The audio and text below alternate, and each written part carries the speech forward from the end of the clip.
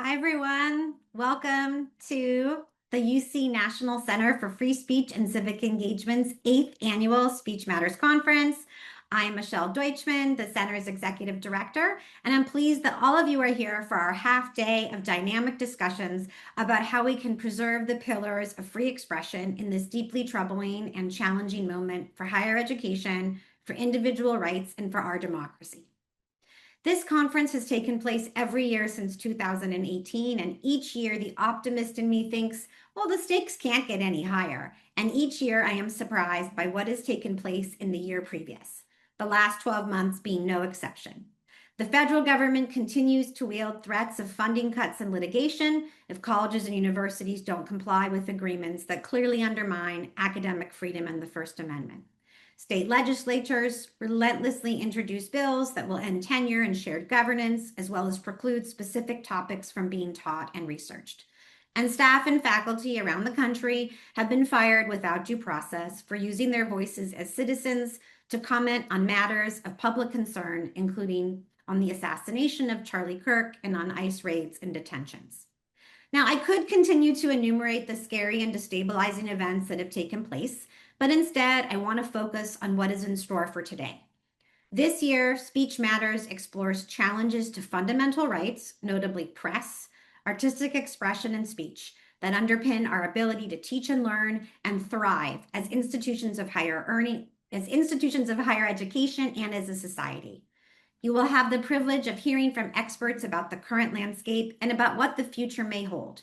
Most importantly, we will discuss what each of you and what all of us together can do to ensure that we preserve these rights. Real-time captions are available in the Zoom session. Click the closed caption button at the bottom of your screen.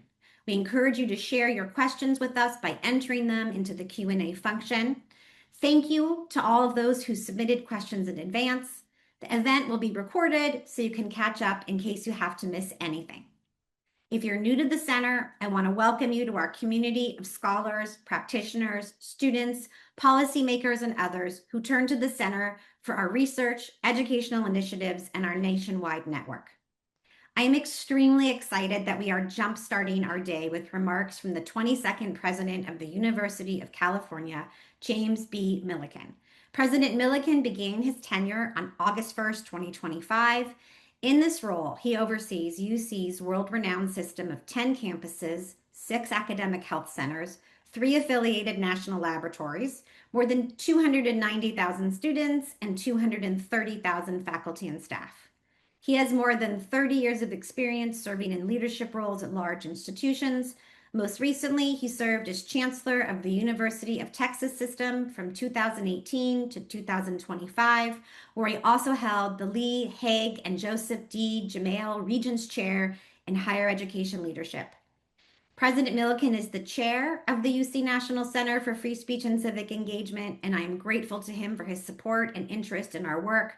I'm thrilled he's joining us for what I hope is the first of many engagements with the center. Welcome, President Milliken.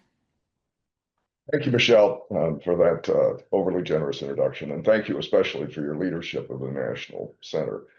It's one of UC's great treasures. It's a demonstration of the university's public mission and of our responsibility to lead thoughtfully on some of the most pressing issues facing democracy and higher education. So I do look forward to engaging with the center over the months and years ahead, and I'm delighted to join you today for the conference. I love the name, Preserving the Pillars, apt, of course, and particularly from where I sit, the free speech and expression are pillars of what makes a university a university. And I know the agenda today is broader than just free speech and higher education, but that's my day job, and so I'm focused on that much of the time. And what I would say about that is that we've all seen the decline in confidence in higher education. That I believe the perceptions of how we are protecting the values of free speech are part of the reasons for the decline.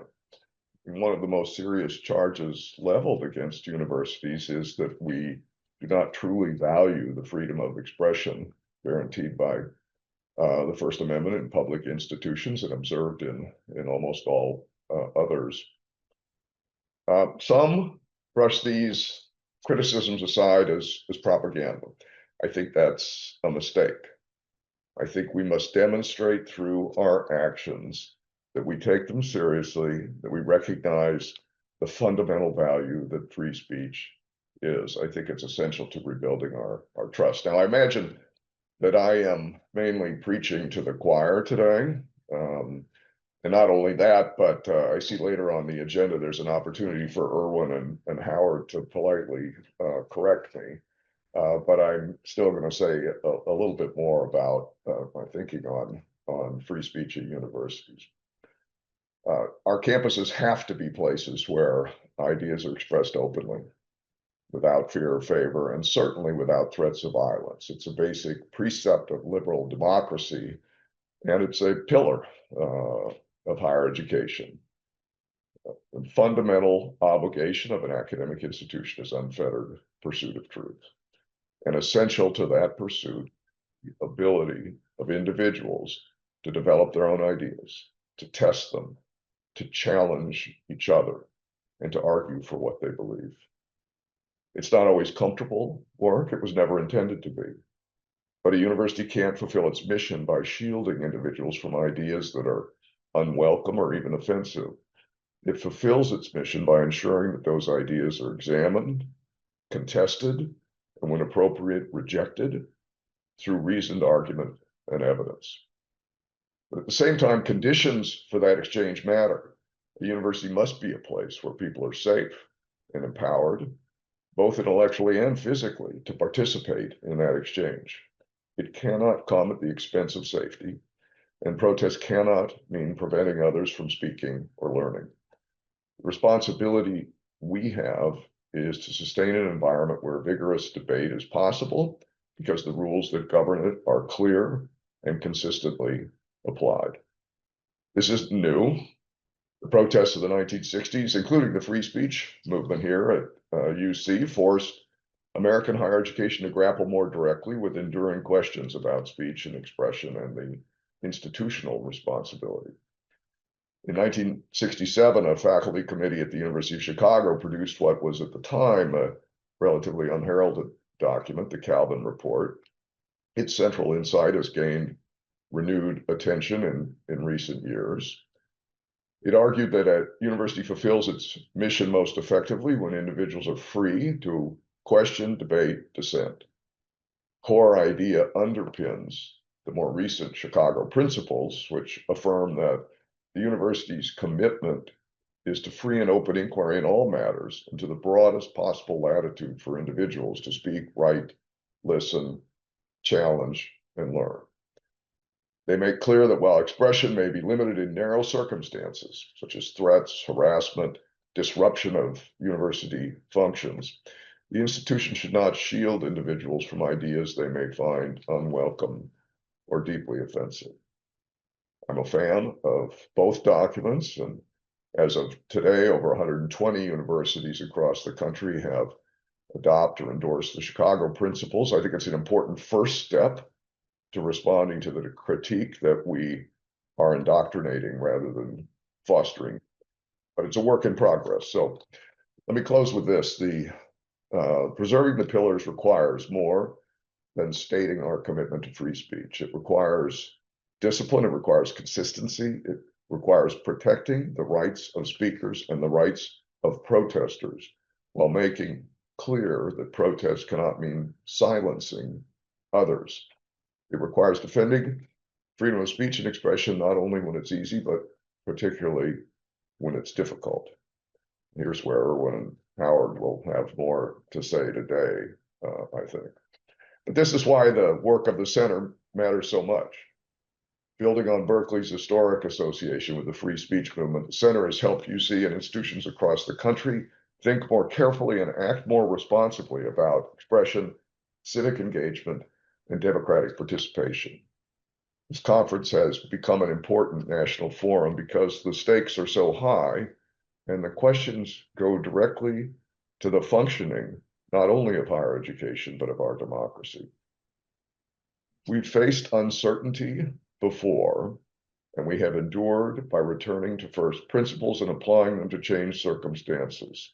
It's certainly the case at universities. If we do that clearly, consistently, and with a shared sense of responsibility, we'll not only preserve the pillars, but strengthen them. So thank you for the opportunity to join you this morning and for your engagement in this important work in journalism, in art, in education, and in democracy. Thank you so much. It's really a great way to begin our day together. I appreciate your thoughtful remarks. And with that, what we are going to do is turn to our first of 4 sessions now that we are underway. And our first session is on press under pressure, current threats to journalistic inquiry. These threats have included the Pentagon's press policies, the cessation of funding to PBS and NPR, temporarily banning the Associated Press from the White House, arresting journalists Don Lemon and Georgia Fort for covering an anti-ICE protest inside a church in St. Paul, Minnesota, and most recently, threats by the Federal Communications Commission that broadcasting licenses may be on the line if reporting is critical of the administration's actions in Iran. Today's moderator, Margaret Talev, is no stranger to life on the beat. After a stalwart career covering American politics and the White House, she's now a professor of practice, magazine, news, and digital journalism at Syracuse University Institute for Democracy, Journalism, and Citizenship. She's also a member of the Center's National Advisory Board, and we are lucky to have her in both of these roles. Thank you, Margaret. I'm going to let you take it from here. Thank you, Michelle. And thank you to everyone who is joining us here online. Hundreds of you, especially extra thanks to those of you who are on the West Coast and got up early. So grab your coffee. We have a lot to talk about. Our panel includes journalists who report on the media landscape.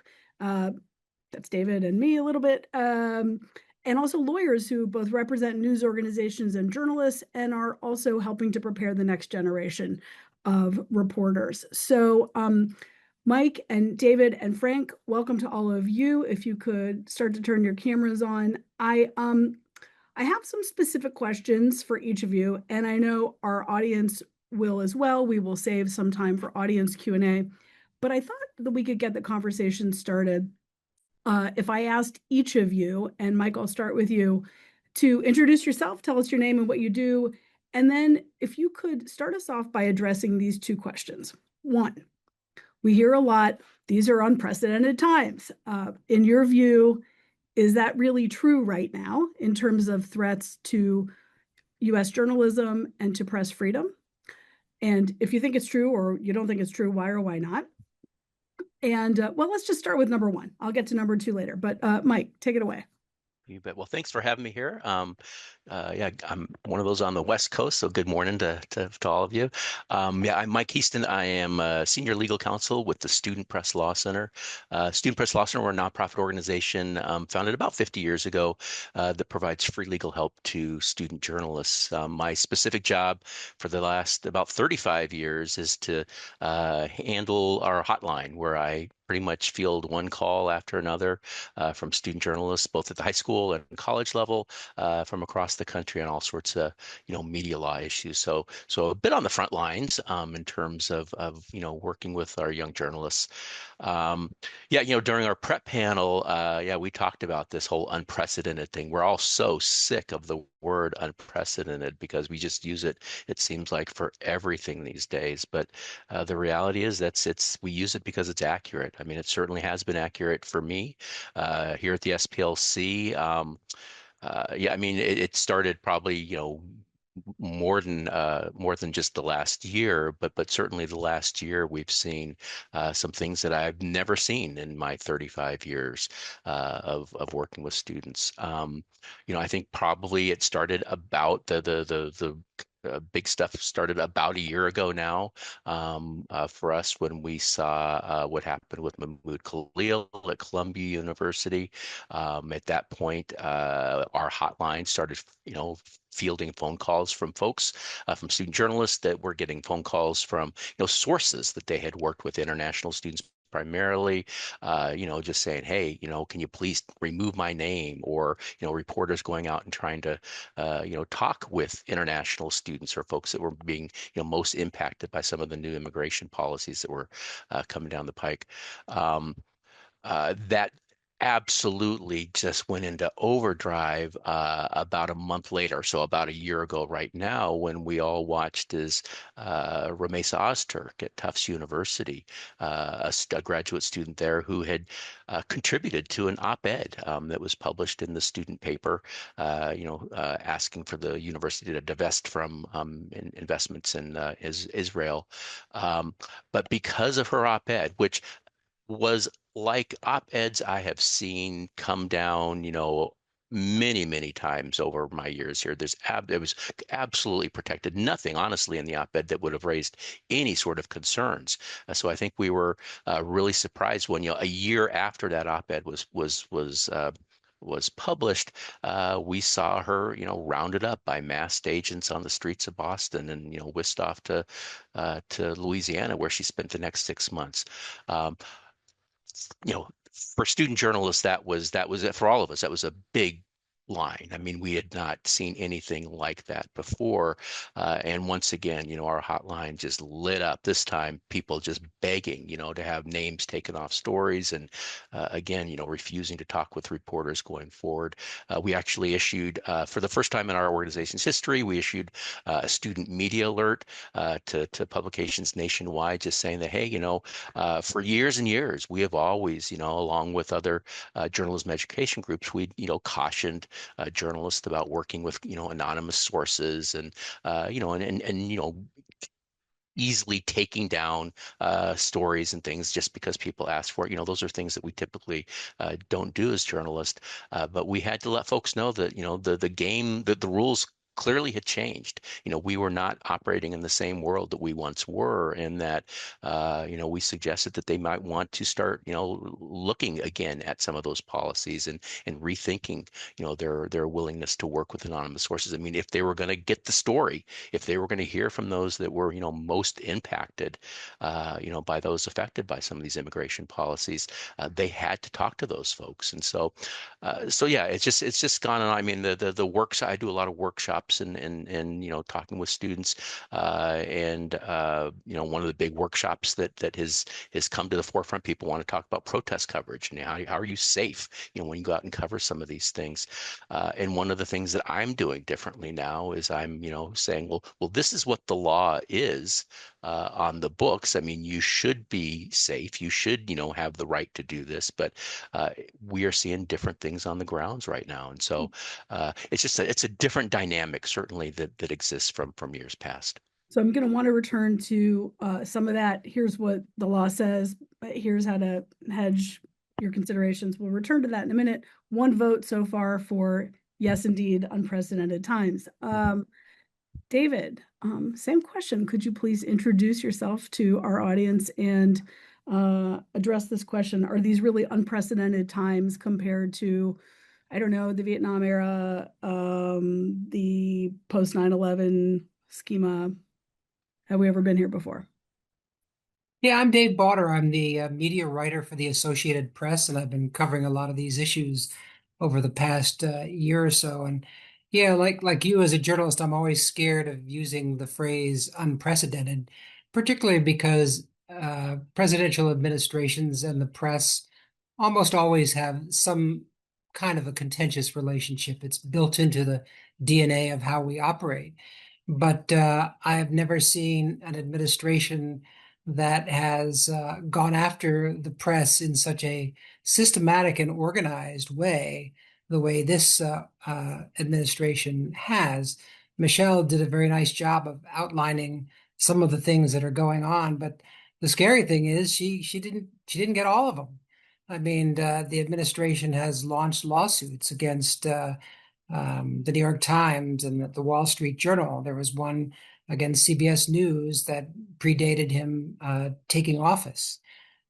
His Secretary of Defense has been in a long-running battle with the press that covers him, and has limited much of the press in the Pentagon to friendly outlets, the way they cover him. And as she mentioned, my own organization, I've had to cover stories about a lawsuit that we have against the administration to get more access because the Associated Press decided not to change its references from the Gulf of Mexico to the Gulf of America the way the president decided he wanted to do early on in the administration, and that case still goes on. The ironic thing is, this is a president that seems to crave and need the press and its attention more so than a lot of others, and gives more access to the press than a lot of others do.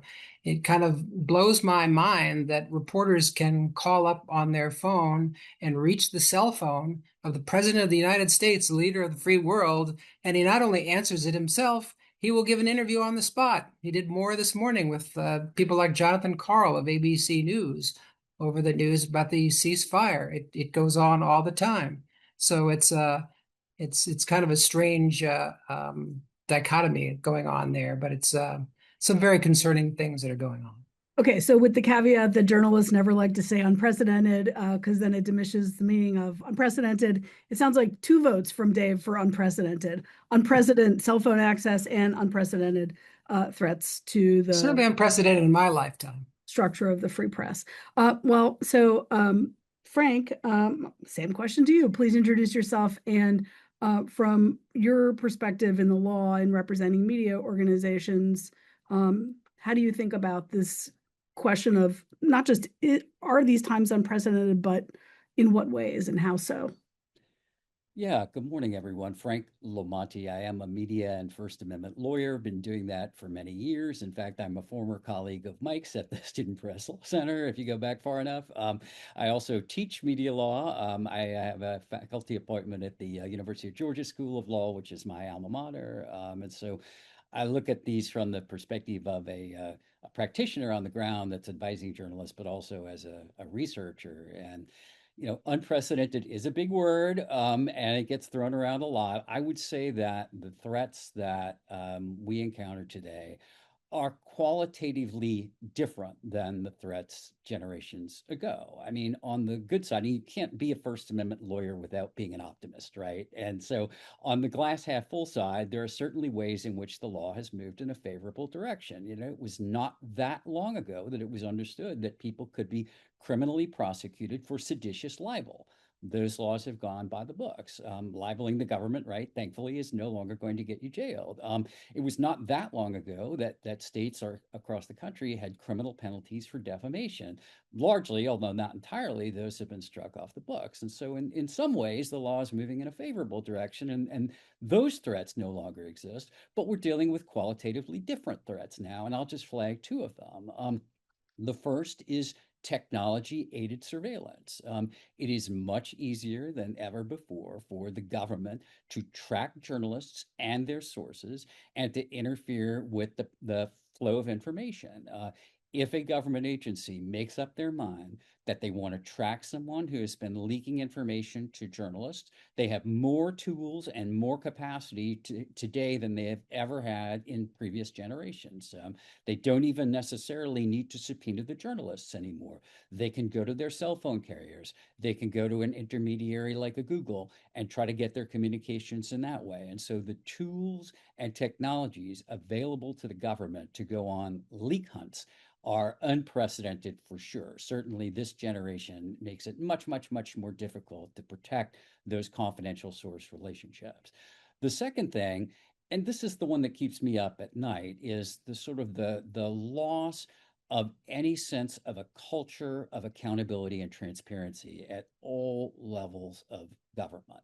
And I don't know if I can say unprecedented, but certainly unprecedented in my lifetime, having been a journalist in a previous life.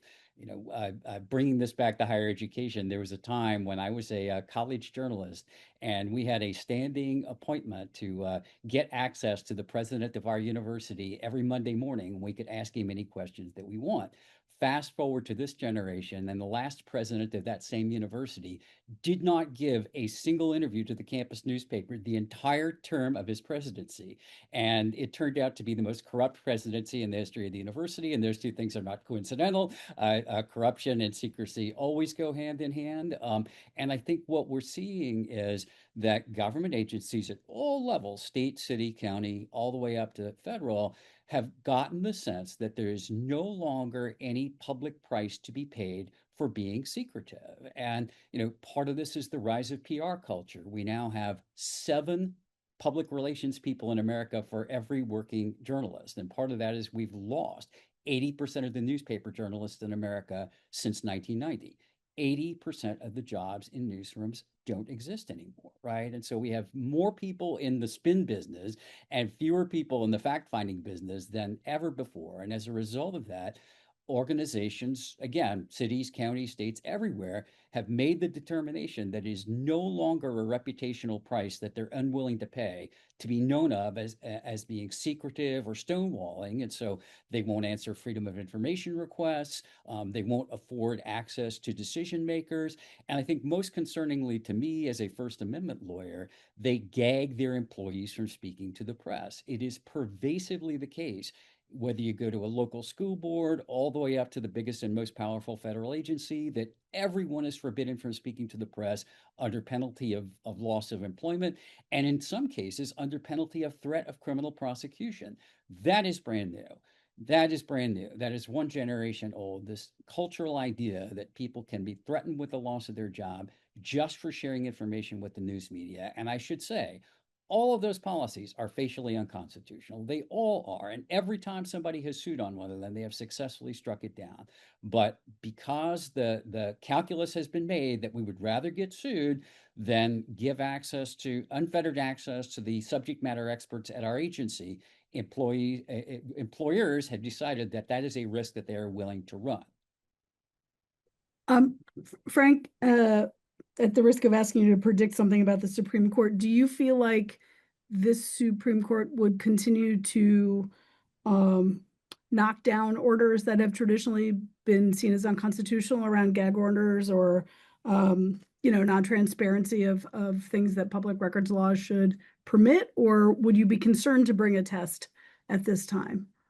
Yeah, so 2 things there. I mean, despite, partisan alignment, despite turnover in the court, support for the First Amendment has really been a constant. If you look at like the social media cases that have been brought to the Supreme Court with the Counterman versus Colorado case that came out a couple of terms ago, speakers are 4-0 when they go up against the government in social media cases. Speakers are undefeated at the Supreme Court in social media cases. In fact, Mike may want to talk about, there's a student First Amendment case that the Supreme Court decided in favor of the student speaker. And so the court has been willing to tell the government no when they try to intrude on the content or the viewpoint of speech. And that's regardless of who's in charge, that's regardless of party or alignment. So that's good.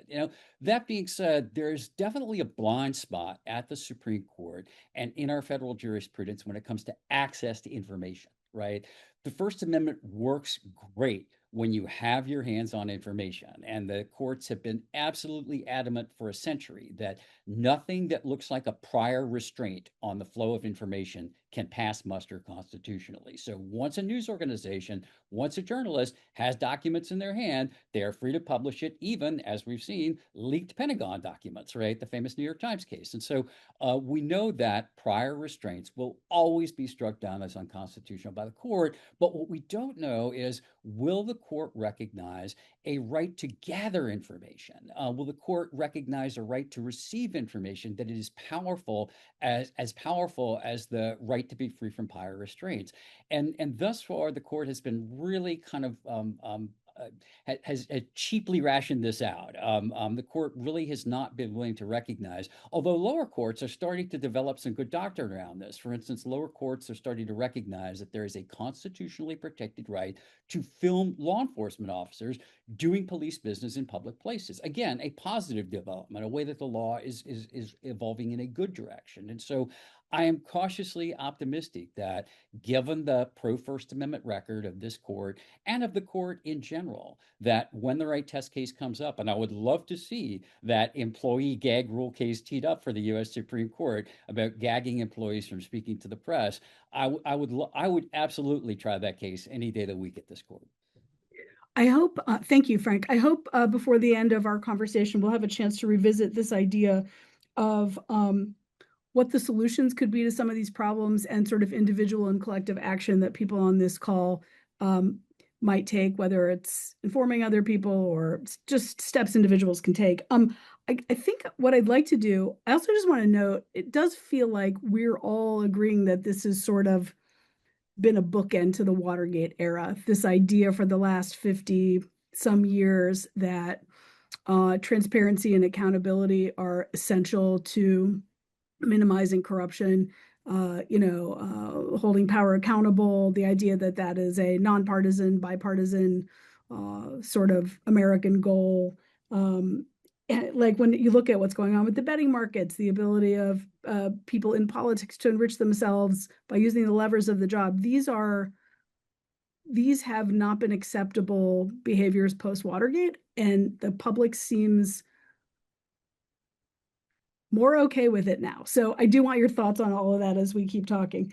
But I also want to hear from each of you a little bit about how the unprecedented times have literally changed the way you do your job. And David, I think I'd like to go back to you on this question because Dave, you write about the media, and that can mean a lot of different things. Media writers might be covering the Grammys, or they might be covering an FCC case, or or an insane tweet from anybody. So, can you talk a little bit about how your job as a media writer has changed in recent years, or over the last year, or whatever beginning point you want to begin from? It means that something like 80% of my time is taken up dealing with a lot of these free speech issues with the administration over the past year, because there are so many things that are going on, so many different court cases, so many different things happening. So it means that I'm spending less time writing about the collapse of journalism, which is another big story I have to wind up covering all the time, because I think it's a really important one to cover, and it's kind of the what is going on with the times with this particular administration, and I don't want to overlook any of these things. I thought it was interesting what Frank was saying about the access to people and wanting to speak to the press. That's something that's predated the last 10 years or so, and it even I see it a lot in media companies. I see it a lot in journalism companies. They have reason to be more suspicious of us, I guess, because they know us, and it's harder to get people to speak. So that makes things a lot more difficult. Dealing with prepared statements, dealing with tweets and stuff like that, and not having the chance to pose a challenging question to someone or find out a little bit more about what they're thinking. These are all things that are important to understanding what is going on in the world, and to not have some of that access and some of the opportunity to ask perhaps an impertinent question or whatever, just to display my ignorance in some way, I think is something that is very damaging, and I think that's something that sadly will go on beyond this administration. Dave, you probably also had to become a bit of an expert on regulatory law as it relates to, or regulatory policy as it relates to the media. And I'm curious for your take, as you've been covering the FCC story, in the era of streaming, if the FCC has traditionally been about linear TV, about broadcast, what is the future of the FCC in the era of streaming, and how do you see that impacting this free speech debate? Good question. I mean, I think Brendan Carr, the head of the FCC, has taken the agency in directions that it hasn't really gone before. I mean, I saw yesterday he put out some tweets about CNN and some of its coverage of the war. And the FCC doesn't regulate CNN. The FCC regulates broadcast journalism.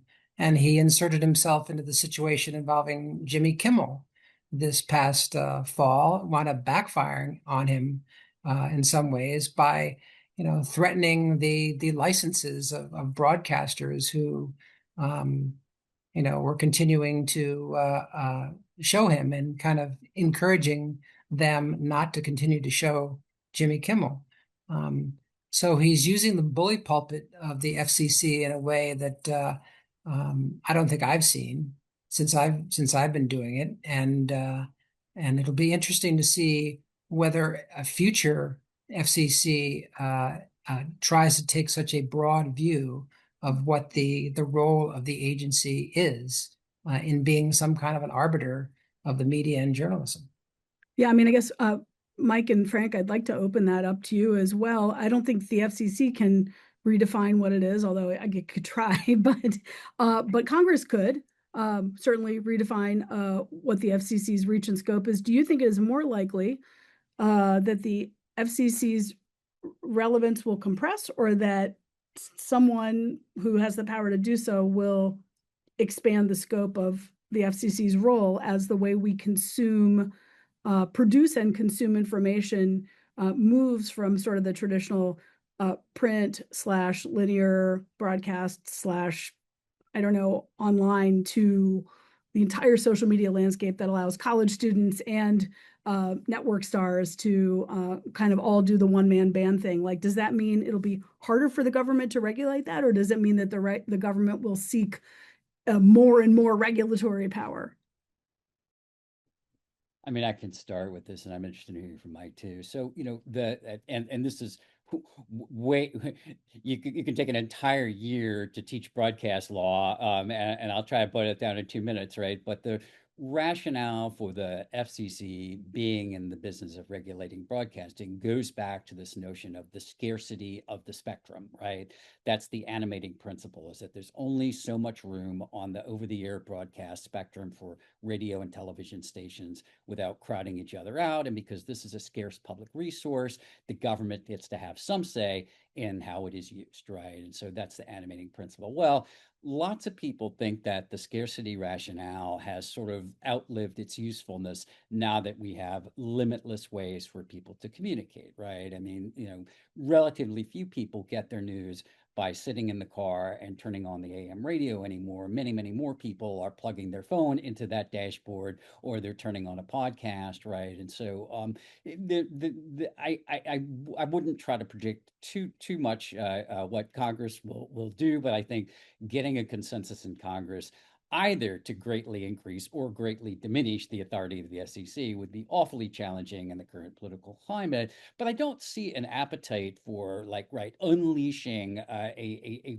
torrent of new content-based regulation over, and internet companies are enormously influential in the political process. And in fact, right, have a special liability carve out in Section 230 of the Communications Decency Act. So the idea that somehow to kind of, run with your question, that somehow Congress would unleash or empower a whole lot of federal content regulation on 21st century content providers, I think really would be quite unlikely. And in fact, I mean, if they're going to do anything, they would narrow Section 230 of the Communications Decency Act, right? I mean, they would probably let the marketplace work by letting defamation suits and privacy suits go forward that are now blocked by immunity, But going back to your initial question too, right? I mean, you asked David about, how's your practice change. And I will just say, to kind of amplify on the point that I initially made, I do think that journalists at all levels now have to really rethink the way in which they communicate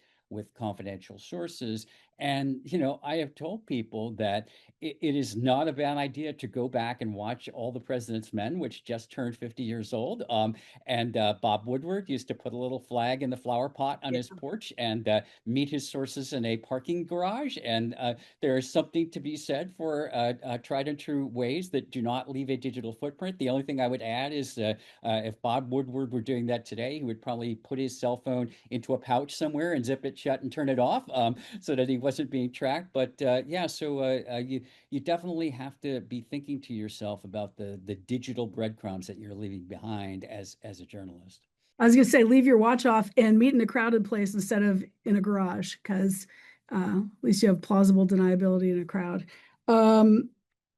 Mike, thoughts on this? I don't know that I have a whole lot to add to the FCC discussion. It's not something that directly impacts a lot of the folks that we work with, at least right now. I will add on the digital footprint front there, though. I mean, that is one of the things that we are seeing very much in student media. One of the things that high school student journalists in particular are having to deal with, and I don't see a reason that's going to necessarily stop, is a lot of schools are employing software. Gaggle is one of the big ones out there. That basically anything that appears any place on a school resource, so school email, school servers, things like that, schools are now monitoring it. They are searching for keywords under the guise of keeping students safe and things like that. But my student journalists are trying to put together stories, writing as journalists in situations where their every word, if they're not careful, is being carefully tracked and monitored. So it's a quickly changing landscape that young journalists in particular are having to confront on a day-to-day basis. Mike, I am going to want to come back to you in a minute and ask you a little bit about how you are sort of tailoring some of the educational things that you're doing for student journalists to meet the moment, as you were sort of alluding to now. I do want to begin to integrate a couple of questions from the audience. We have some good ones. The one I'll start with here is as follows. The rise of independent news sources, including podcasters, social media influencers who are outside of established news organizations.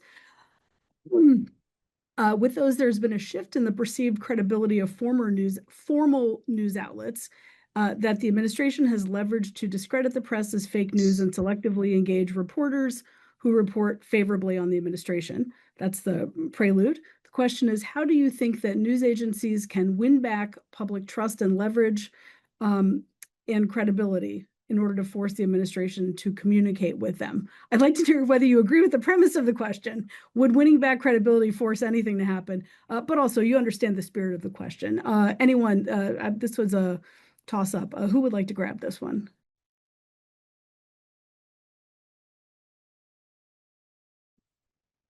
Okay, I'll start with Dave. Yeah, I think it's fascinating what is going on right now with a lot of these different voices that are out there and that can be reached by people. I think that it is going to create a situation where news outlets are going to have to step off the pedestal a little bit more and communicate more with the public in terms of how they cover things and why they decide to cover things. That's one thing that we've started to do with more at the Associated Press, to try and pull back the curtain a little bit. Whether, news outlets, get back the reputation that they had before. I mean, let's be honest, reporters have never been terribly popular with the public, but there's been an effort by the president over 2 terms and beyond with trying to discredit the media. And Frank knows better than anybody with his work with CNN and the effort that the president has put with trying to badmouth CNN and that's meant for that reputation. Um, I don't know if that genie gets put back in the bottle quite so quickly. I don't know whether that's something that can really be improved. What journalists have to continue to do is to do their job and to fearlessly report the news and go where things take them and not be intimidated. And I think there are a lot of good journalists, you know, in the professional world, and also, Mike, I see it happening with college journalists as well. I'm tremendously impressed with a lot of things that have been going on in college journalism. You just have to do the job. You have to keep doing it. Yeah, and two questions, I'll fold them into one. They sort of continue on this theme, but Mike or Frank would love to hear you weigh in on this. One question is, at a time when trust in our institutions is declining, what responsibility does the media have itself to rebuild public trust, and how can it do so? And then the sort of companion question here is, since more and more journalists are doing reporting on their own, like through Substacks, looking ahead to the future, do you have any signs about any forthcoming new regulations on independent news sources? I know we talked already about the FCC, but maybe it's not the FCC in general. Do you guys believe that there will be an effort by this government or any future executive branch to try to control the narrative when it comes to independent news, not just mainstream, often, for-profit news outlets?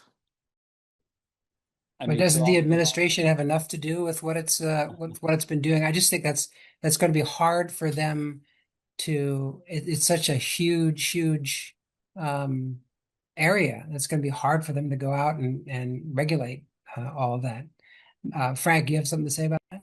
Yeah, I mean, I would take the second question first. That I think, one of the things that we've seen is it is really hard to get the political system to intrude into, properly so, into the content regulation business for this reason, because there is always a content producer that the party in power likes. And they recognize right away that any government regulation would gore their ox as well. We saw this play out in Florida a couple of years ago when the state made a run at opening up libel laws to make it much easier to bring defamation suits. And what we saw was news outlets that had a close relationship with the governor and the party in power, who were popular with the governor and the party in power, said, "Wait a second, when you make it easier to file lawsuits, we will be on the receiving end of those as well. Be careful what you wish for; you won't like the consequences." And I think, fortunately, right, everybody recognizes that parties change, and the power that you give to the government today may be in the hands of somebody that you don't like a bit in 20 years. And so you have to think the long view about, do we really want to unleash that power and put it in the hands of people we don't like? The other thing I will say, again, getting back to glass half full optimism, is that while we are definitely seeing a degradation in the capacity of traditional news outlets, like the daily newspaper that we all used to get on our front porch, we are seeing really interesting entrepreneurial experiments out there. It's kind of like after the forest fire and the trees all burned down, the little green shoots that come up from the forest floor, right? And the green shoots are starting now That's to your show some. optimism. Right. Yeah. It's after the Palisades. Okay. Right. Okay. I am going to be at a conference this weekend. I'm doing a panel with the head of a news laboratory that's located at Point Park University in Pittsburgh, where they created a media hub to bring together freelancers and people without newsrooms in Pittsburgh, who now can have a shared working space for collaboration and some support from student interns. And this is a brand new thing, and there's lots of experimentation going on. But I do think that, to get to the question about credibility, right? I mean, credibility really starts with making an effort, and it's on all of us to do this, including higher education. It's on all of us to fortify community journalism, right? Because community journalism should be the way that most people encounter journalism for the first time. And what you find, just like all the surveys always say, I hate Congress, but I like my congressman. It's like, I hate the media, I hate the press, but I like the person who comes to my Rotary Club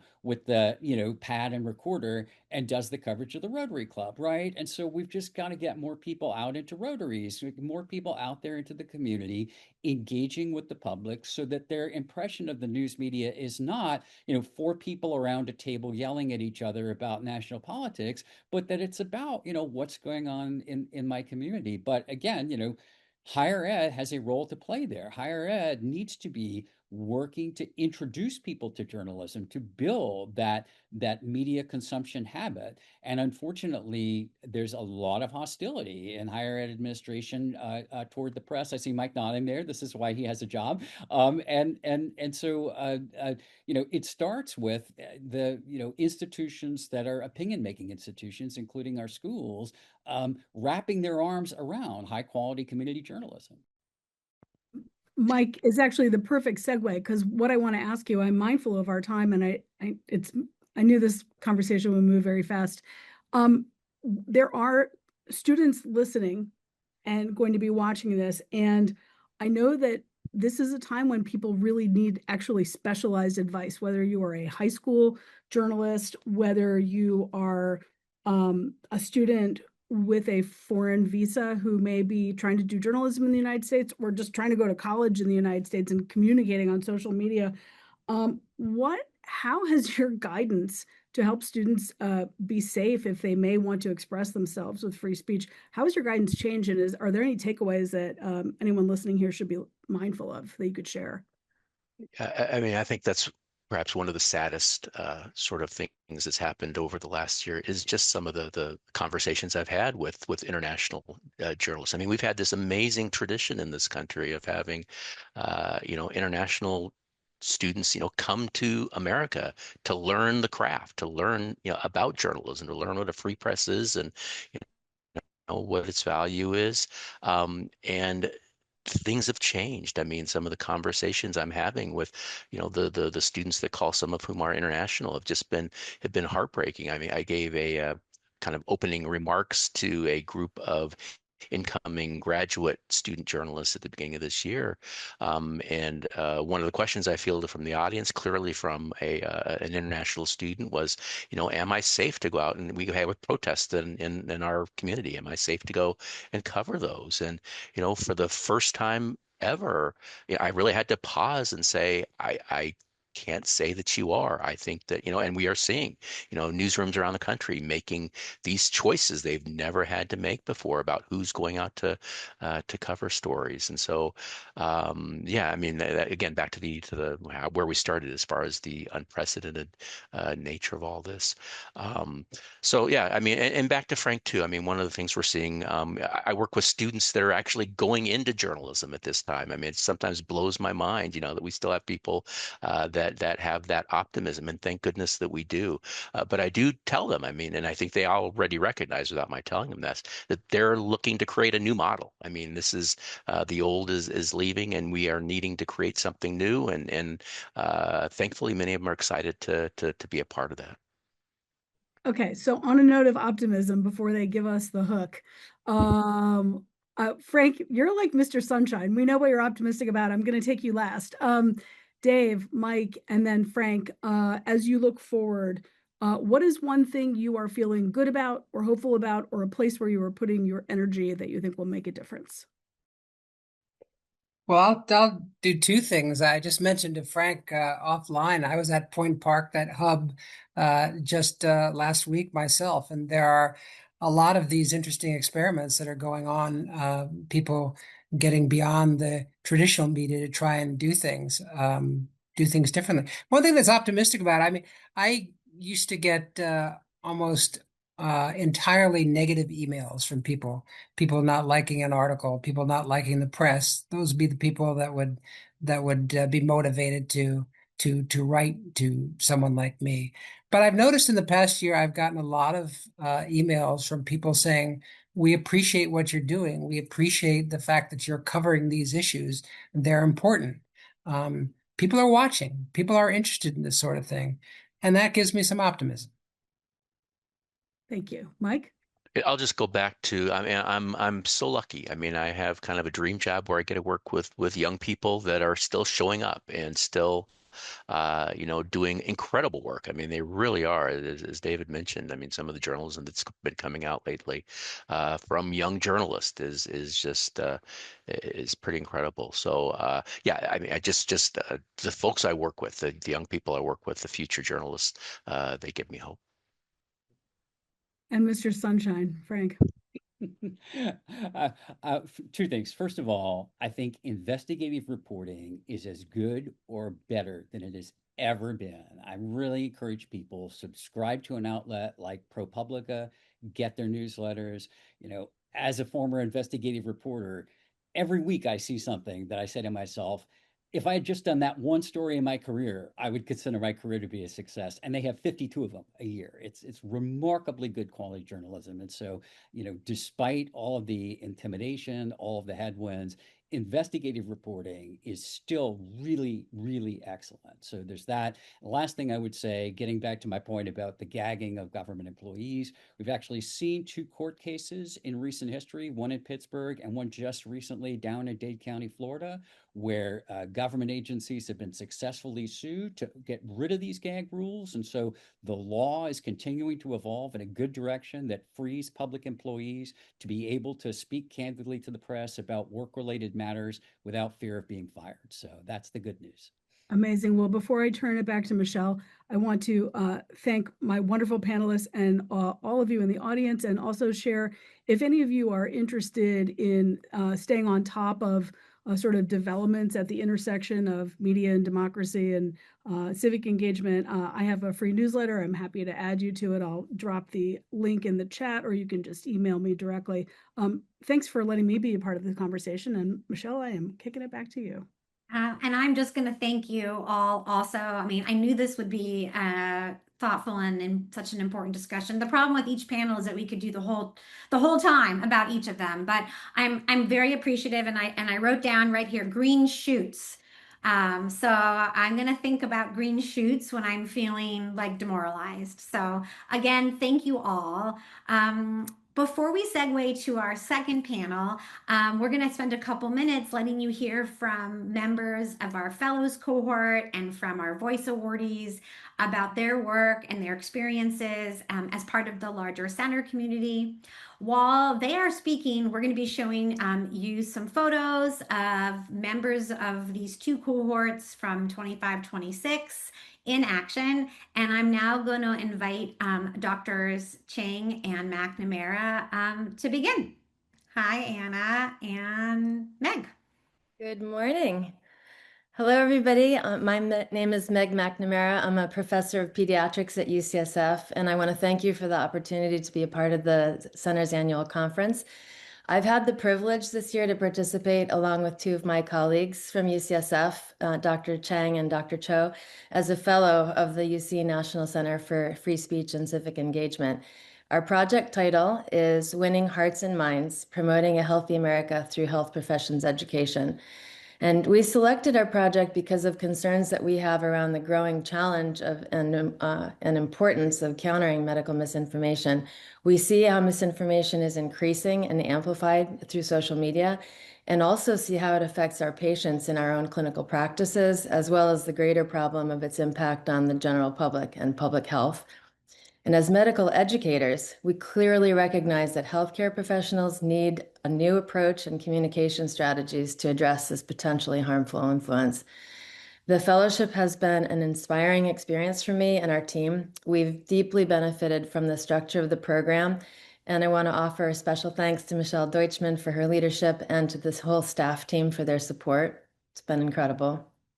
The experience of being a part of our group of fellows from other disciplines across higher education is very impactful and meaningful for my own learning. And the chance to hear from luminary thinkers like Dean Chemerinsky and Chancellor Gilman has also been extraordinary. So I'm very grateful for the opportunities that the fellowship offers and thank the Center for its support. Thank you so much, Meg. Good morning, everyone. My name is Anna Chang, and I am a physician faculty member at the University of California, San Francisco, along with Meg. My own clinical practice is in geriatrics, palliative medicine, and hospice. In medical education, I am now the Associate Dean for Curriculum for Medical Students at UCSF. There's a third member of our team, Dr. Calvin Cho, who is a primary care physician, an accomplished medical educator, and an expert in communication in healthcare. We are immensely grateful to Michelle and the UC Center for offering us the opportunity to meet this moment in community among the 9 brilliant co-fellows from across the country.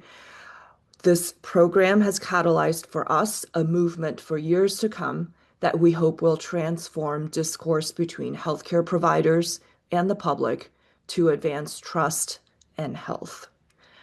In transition to the next speaker, we wanted to share with you that the center also has the Valuing Open and Inclusive Conversation and Engagement, or VOICE initiative, which provides funding for UC students, staff, and faculty who are interested in conducting research or coordinating programs and activities that further the mission of the center.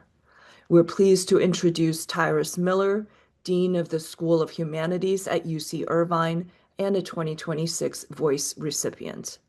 While Dean Miller speaks, you will see some images of others in this year's VOICE cohort.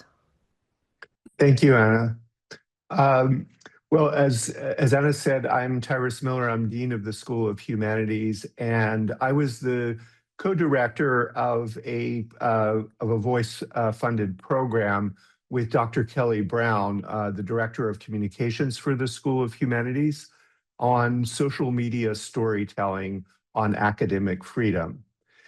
The Social Media Storytellers is a 2-quarter class/workshop for undergraduates in which they explore the topic of academic freedom as it impacts their daily lives, the classrooms that they learn in, the faculty that they interact with, and also the broader context of higher education, both in the United States and indeed they also learn some about the situation internationally and abroad. One of the special topics, and I think under-discussed topics in the broader topic of academic freedom, is what does academic freedom mean for students? How do we understand students' own participation in academic freedom and also their stakes in academic freedom more broadly? And that's something that we have really centered the class and the workshop and the program generally on. So in the first quarter, the students engaged in seminar discussions, presentations with a multidisciplinary group of faculty from across the School of Humanities, a group of very wonderful volunteers who explored topics like how academic freedom and free speech are related and also different, the very fraught question of viewpoint diversity, academic freedom and AI, and also the international dimensions of academic freedom. In the second quarter, it will be more of a hands-on workshop where the students are going to be learning from communications professionals from across the UCI campus in order to make social media objects that will be shared on various platforms from Instagram to LinkedIn, YouTube, and so on. They'll also be meeting with UCI's Chancellor Gilman, very well known as an expert on free speech, and having just written a book. They've read parts of that book, and they'll be discussing that with him in one of the sessions earlier in the next quarter. So we pursued this topic because the topic itself, academic freedom, especially now, is critical for our students to be aware of, and also for universities to champion as we navigate some really challenging times in higher education. And I have to say, and I know that Dr. Brown also shares this experience, it's been just amazing to work with this very impressive group of 12 undergraduate students, their level of commitment, their savvy. It's just been enormously rewarding. The students are enthusiastic respondents. They're eager to discuss the complexities of the material, And they're also critical in a constructive way of the kinds of public-facing media production that the school should do to bring these topics to social media. It's also been very exciting to really get that student perspective firsthand and see them really engaging and expressing themselves about it. So we're excited to see what this group of students will create for us so that we can host and send out on our Instagram, LinkedIn, and YouTube channels, and in particular also addressing our students addressing other students. So that's my brief and spectacular take on the Storytellers Project. And we'll now turn to our second panel, Artistic Expression in an Age of Political Pressure. Recent controversies ranging from the suspension of Jimmy Kimmel to attacks on Smithsonian museums have raised concerns of growing political influence on creative voices. Our moderator, Jennifer A. Gonzalez, will steer us through this conversation as we explore the civic implications of silencing critics and the power of art to foster understanding in American culture. Dr. Gonzalez teaches in the History of Art and Visual Culture Department at UC Santa Cruz and at the Whitney Museum Independent Study Program in New York, of course. She's published widely and is an author and chief editor whose work examines contemporary art, race, and critical theory. We're also excited that her students in her undergraduate course, Museum Cultures, the Politics of Display, the class is joining us today. So Jennifer, I'll turn things over to you. Thank you so much, Ty, for that lovely introduction, and it's so nice to see you. I, as Professor Miller indicated, am a history of art professor, and I'm very happy to be with you today. And joining us online are two guest speakers who I would like to introduce to you now. Our first speaker will be Taravat Talisband, who is an Iranian-American artist and educator whose artistic practice questions normative cultural behaviors within contemporary power imbalances. She explores cultural taboos that reflect on what she calls gender apartheid and political authority. She received her BFA in art from Rhode Island School of Design in 2001 and her MFA at the San Francisco Art Institute in 2006, where she later served as department chair of painting. Our other speaker today, Elizabeth Larison, is director of the Arts and Culture Advocacy at the National Coalition Against Censorship, where she oversees art censorship case interventions and advocacy leadership, field-wide strategizing and education initiatives, and she also leads in the development of resources to support that research and collaborates with other organizations in the field to strengthen artistic freedom across the United States. I'm incredibly pleased to be here with both of these very accomplished colleagues, and I would like to begin with my first question, which is to Ms. Tarabat. As an artist, you have experienced censorship. I wonder if you can give us a kind of 5-minute summary of what happened. Thank you, Jennifer, and thank everyone for being here. Sorry for my camera being zooming in and zooming out. I'll try to be very still.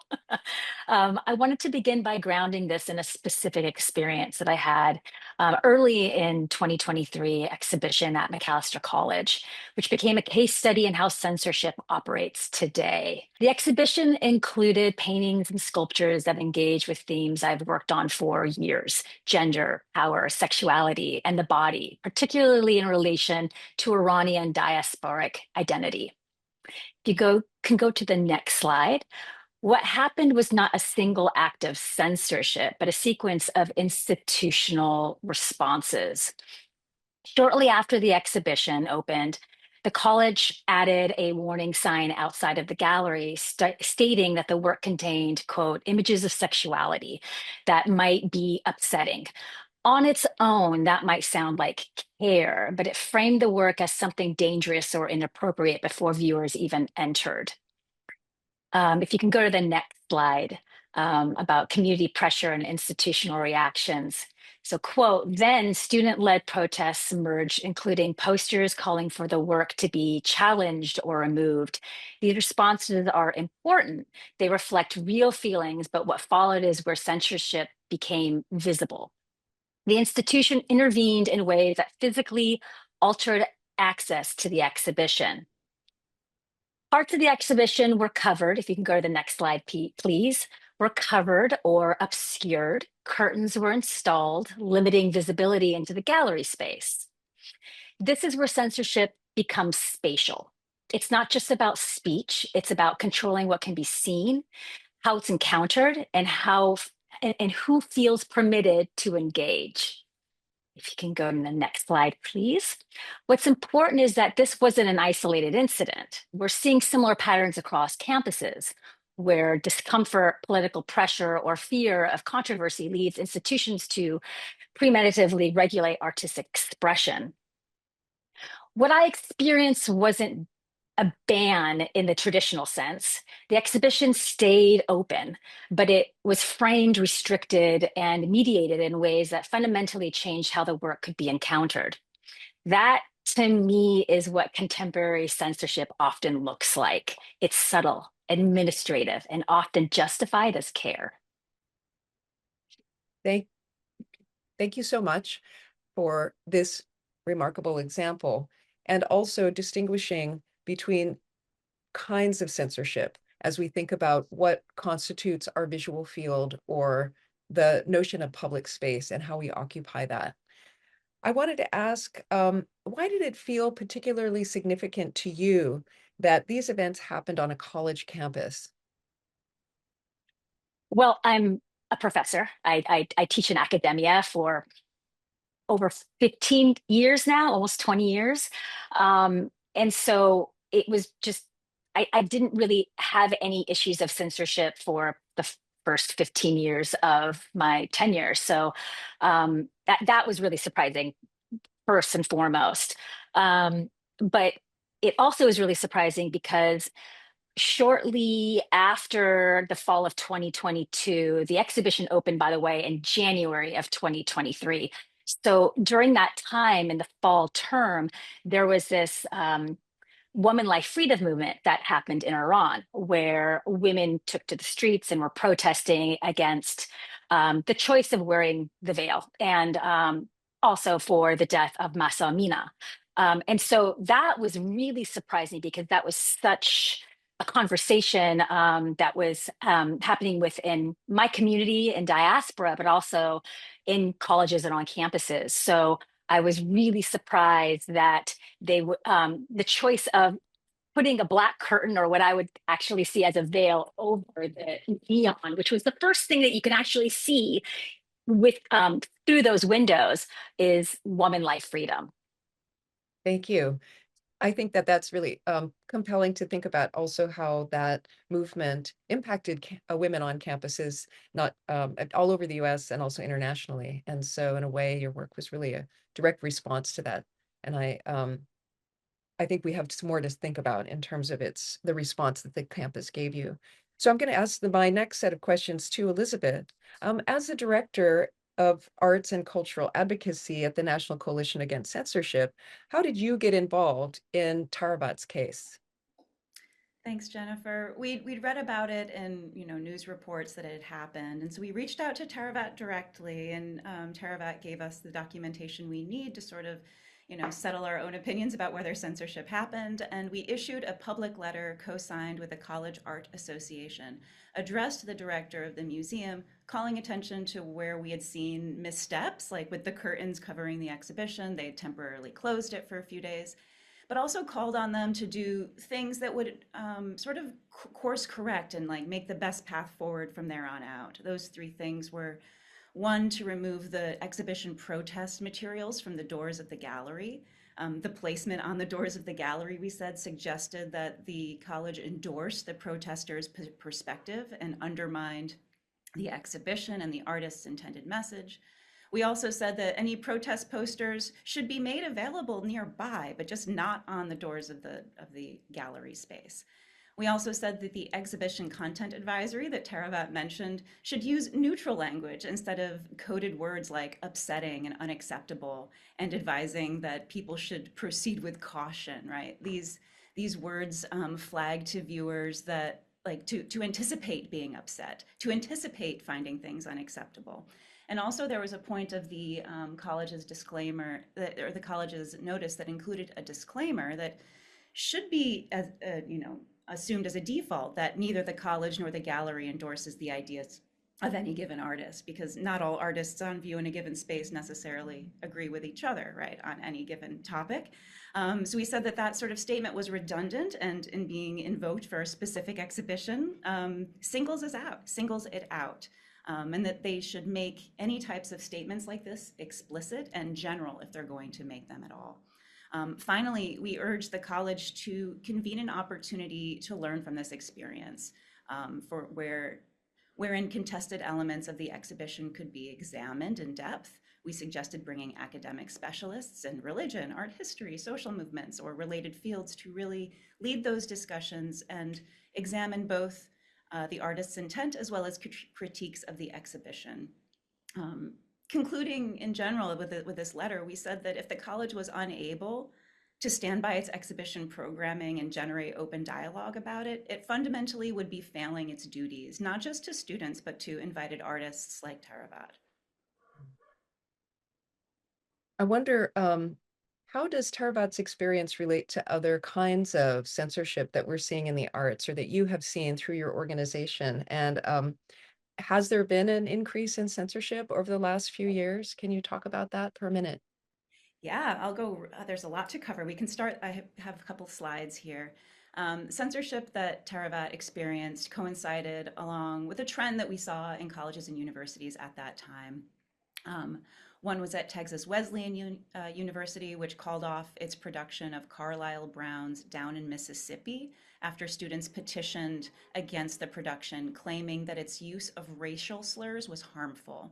The play, it's important to note, is penned by a Black playwright. It takes place in the Jim Crow era South and is about a voter registration movement. So its use of racial slurs is, to capture the dehumanization, the real dehumanization that Black Americans experienced during that time. At Quinnipiac University, a student-run theater abandoned its production of Topher Payne's Perfect Arrangement because members of the cast were also uncomfortable with the use of, this time, homophobic slurs. And in a very similar way, this play is written by a queer playwright about the Lavender Scare in the 1950s and uses this language to capture real experiences that people felt as they were targeted by people looking to weed out people from the LGBTQ community. It's important to recognize that colleges and universities have always been sites of amplified debate. But these cases, I think, are emblematic of where pressures were at just a few years ago, where artists and playwrights of historically marginalized groups making works about historically histories of marginalization or present experiences thereof, face censorship because universities were unwilling or unable to guide their students through their own complex reactions to work about difficult subjects. We can go to the next slide. The past couple of years, we've seen a lot more censorship in the news, and it's like on the people's minds first, of course, with October 7th in relation to work being made about Israel and Palestine. But now it's very, very clearly coming from the federal government with, the invocations of executive orders directed at federal agencies to change their policies on DEI, gender, critical depictions of American history. And the pressures on college campuses are so great right now, also obviously with threats of federal anti-Semitism investigations kind of being wielded as another pressure point against universities to simply comply with this current administration and its sort of ideological priorities. Where we see this evident, three quick cases. One is at the University of Central Oklahoma, where a student-run production of a play called Boy My Greatness by Zoe Sinise Grossberg was canceled by the university because they said that it violated State Senate Bill 796 because the production included gender-blind casting. This play takes place in the 1600s and tells the story of Shakespearean boy players, which were like, actors boy actors portraying female actors in the production because women and girls could not be actors. And State Senate Bill 796, which the college invoked, prevents state colleges and universities from using resources for diversity, equity, inclusion, and also prohibits any program that gives so-called preferential treatment based off of protected characteristics like race, sex, ethnicity. It doesn't make sense with gender blind casting, but we see how these laws are just invoked as a term of convenience almost. We also saw this happen at Pepperdine University. We can go to the next slide, where two artworks, one by the artist Ilana Mann and another by a group called Ambos Project, both faced censorship in a group exhibition at the campus museum because the administration claimed that the display of these works would put the college in violation of its 501c3 status because these works have political messaging referenced within them. In Mann's work, you see the sculpture on the side. This work was used in different protests of different subjects, and there was video documentation of those protests. The work by Ambos Project that you see on the right has embroidered phrases in this big sculpture that include messages like abolish ICE and save the children. In these two cases, which I realized I didn't give any timeline, these were both from last fall last fall, we see colleges justifying censorship by falsely claiming that showing certain work would automatically put them in legal jeopardy, which, if for any lawyers in the audience, I'm sure you can tell this is not really the case in either of these situations.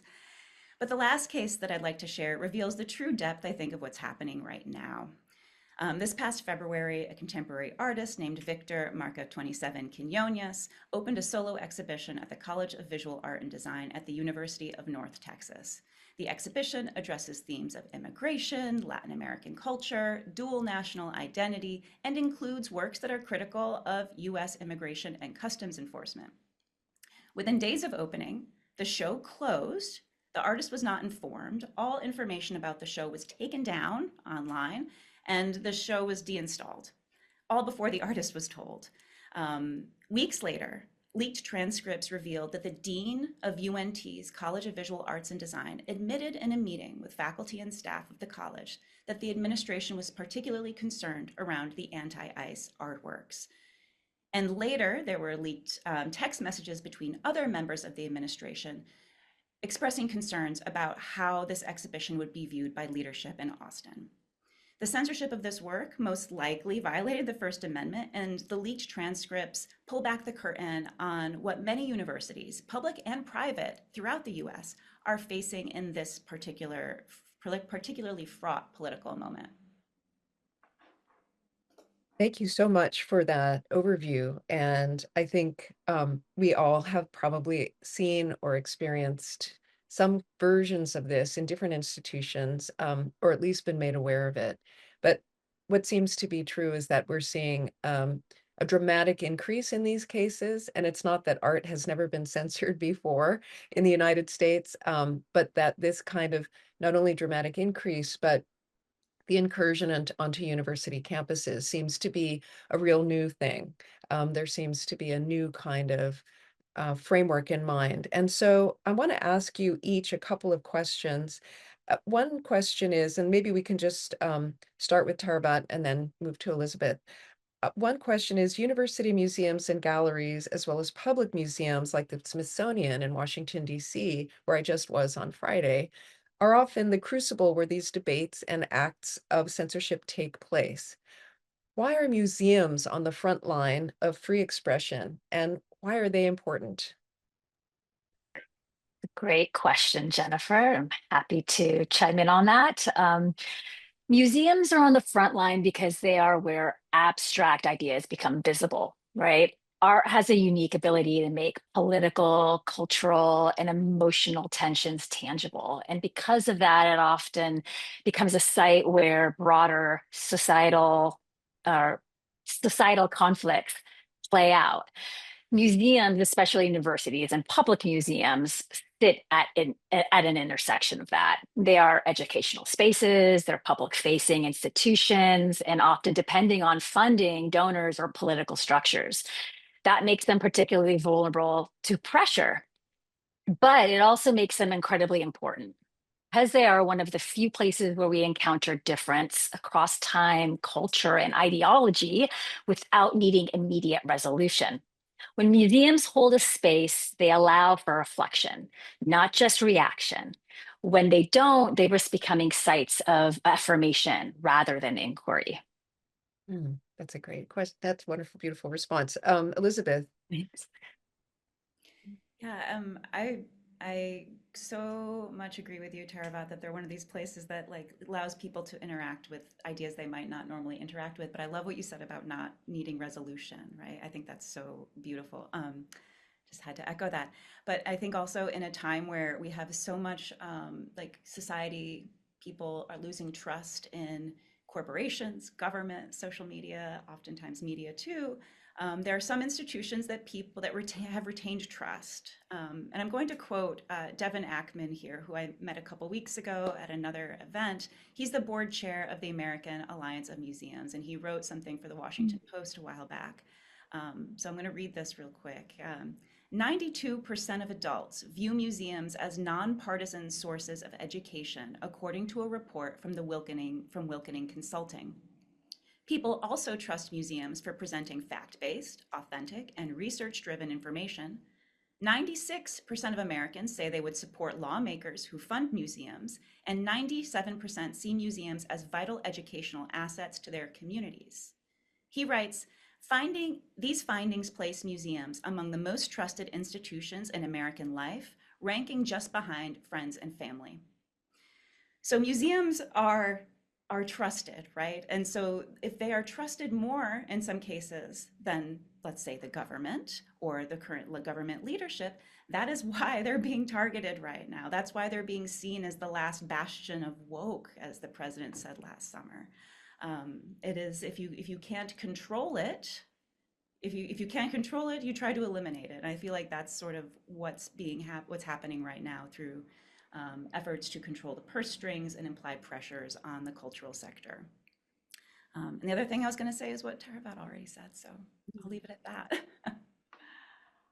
that. And so coming back, my last question before we turn it over to questions, although from our audience, although I also would like to maybe say a couple of words about my own experience. What does it mean for college and university museums in particular to stand up for the values of free artistic expression, in your opinions? Yeah, Taravat. Oh, yeah. I think it means a few things. First, it means trusting the audience, trusting that students and visitors can engage critically with complex or challenging work without needing it to be pre-filtered. Second, it means supporting artists, not just inviting them in, but standing by them when controversy arises. Because the real test of institutional values isn't when things are easy, it's when there's pressure. And third, it means distinguishing between care and control. Care can look like providing context, facilitating dialogue, creating space for multiple perspectives. Control is when access is limited, when interpretation is predetermined, or when work is altered in response to discomfort. University museums have a responsibility to model what it looks like to engage different thoughtfully rather than suppress it. Because students are watching not just the art, but how institutions are responding to it. Beautifully said. Elizabeth. Thank you. I think that for museums and colleges to stand up for the values of free expression is, in effect, the fulfillment of their duty and responsibility to students and to their community and everybody who participates in that space, practicing what they preach. It means for allowing academic freedom, which I know has been discussed today already, but also allowing access to ideas through artistic expression. Now, I'm not in academia, I'm in sort of this advocacy zone, but I'd be curious to know how much this next thing I'm going to mention is still kind of in circulation, which is these guidelines that were made at a conference in 1990 called the Wolf Trap Conference. It was held by the Wolf Trap Foundation for the Performing and Visual Arts. The topic of the conference was on academic freedom and artistic expression. And what came of this conference is that attendees created a statement of 4 principles that they agreed should guide artistic freedom on campus. The statement was later endorsed by the American Association of University Professors and has been endorsed and adapted by many individual colleges. I bring this up because we at the National Coalition Against Censorship often point to the 1990 Wolf Trap statement on academic freedom and artistic expression because we believe that it still remains evergreen and important.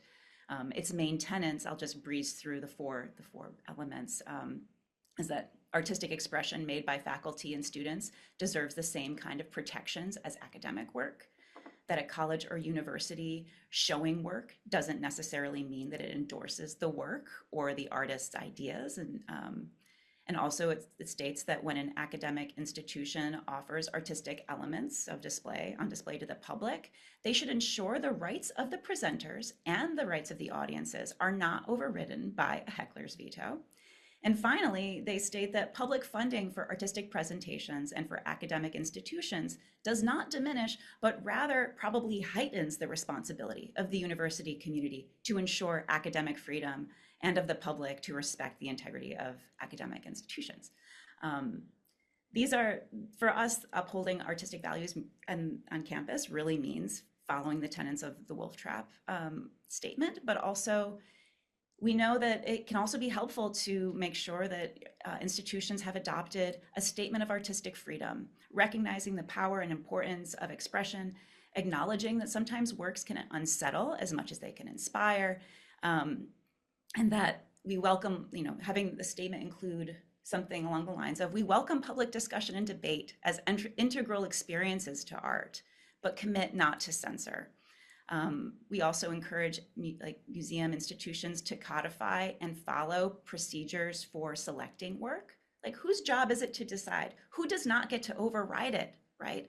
We see that often, that when policies are not in place or when policies are not followed, we have outsiders from the museum, whether they are higher levels of administration or trustees, who get to pull the strings and pull the heckler's veto. But also it can be helpful, coinciding with the museum's mission, to have clear criteria. What are their priorities? And so when they get questioned on why a certain work is involved, they can easily reference the terms and the criteria to which a work was held up to and why it belongs on campus as part of this sort of academic setting. I think that we should maybe think about how we can, in the UC system, possibly make more universal these Wolf Trap rules or guidelines, and to have an open conversation, maybe since we are a large university system, about how different campuses engage with that and how different institutions on campuses can more actively ascribe to this commitment to freedom of expression. So you've given me ideas about how to begin working more locally. So I appreciate that.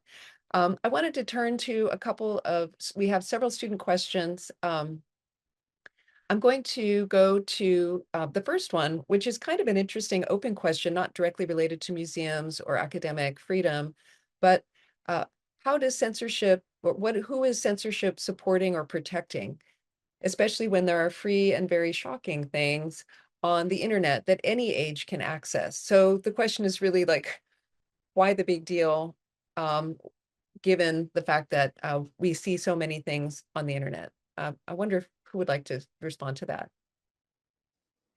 I can kick things off. Okay, great. I think it's a great point that this person brings up, and one that I point to all the time, especially when conversations arise of, we must do this to protect the youth or something. Well, the youth are actually online seeing far more extreme things, right? So it becomes more of a question of who gets to control what's acceptable and what's being seen as acceptable and what's being seen as taboo. If you have something, I should actually, if I can jump in real quick and just offer how we view art censorship, or how we define it at NCAC. It's when a work is curated or invited and then gets disinvited because of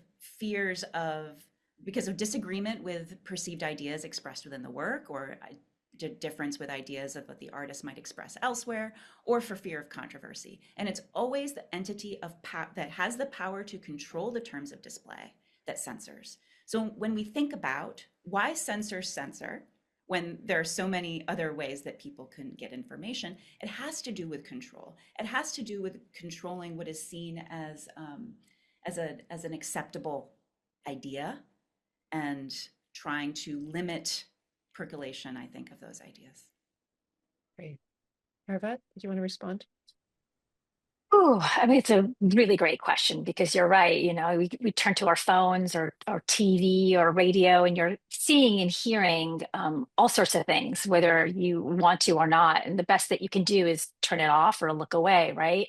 Um, in my situation, you know, I quickly realized that campuses, you know, have a diverse group of students from different parts of the country, but also a range of religious beliefs, right? And for me, just coming from undergrad and art school, grad art school, I really tuned into critical thinking and critical dialogue. Like, oh, you're from where? And oh, you believe what?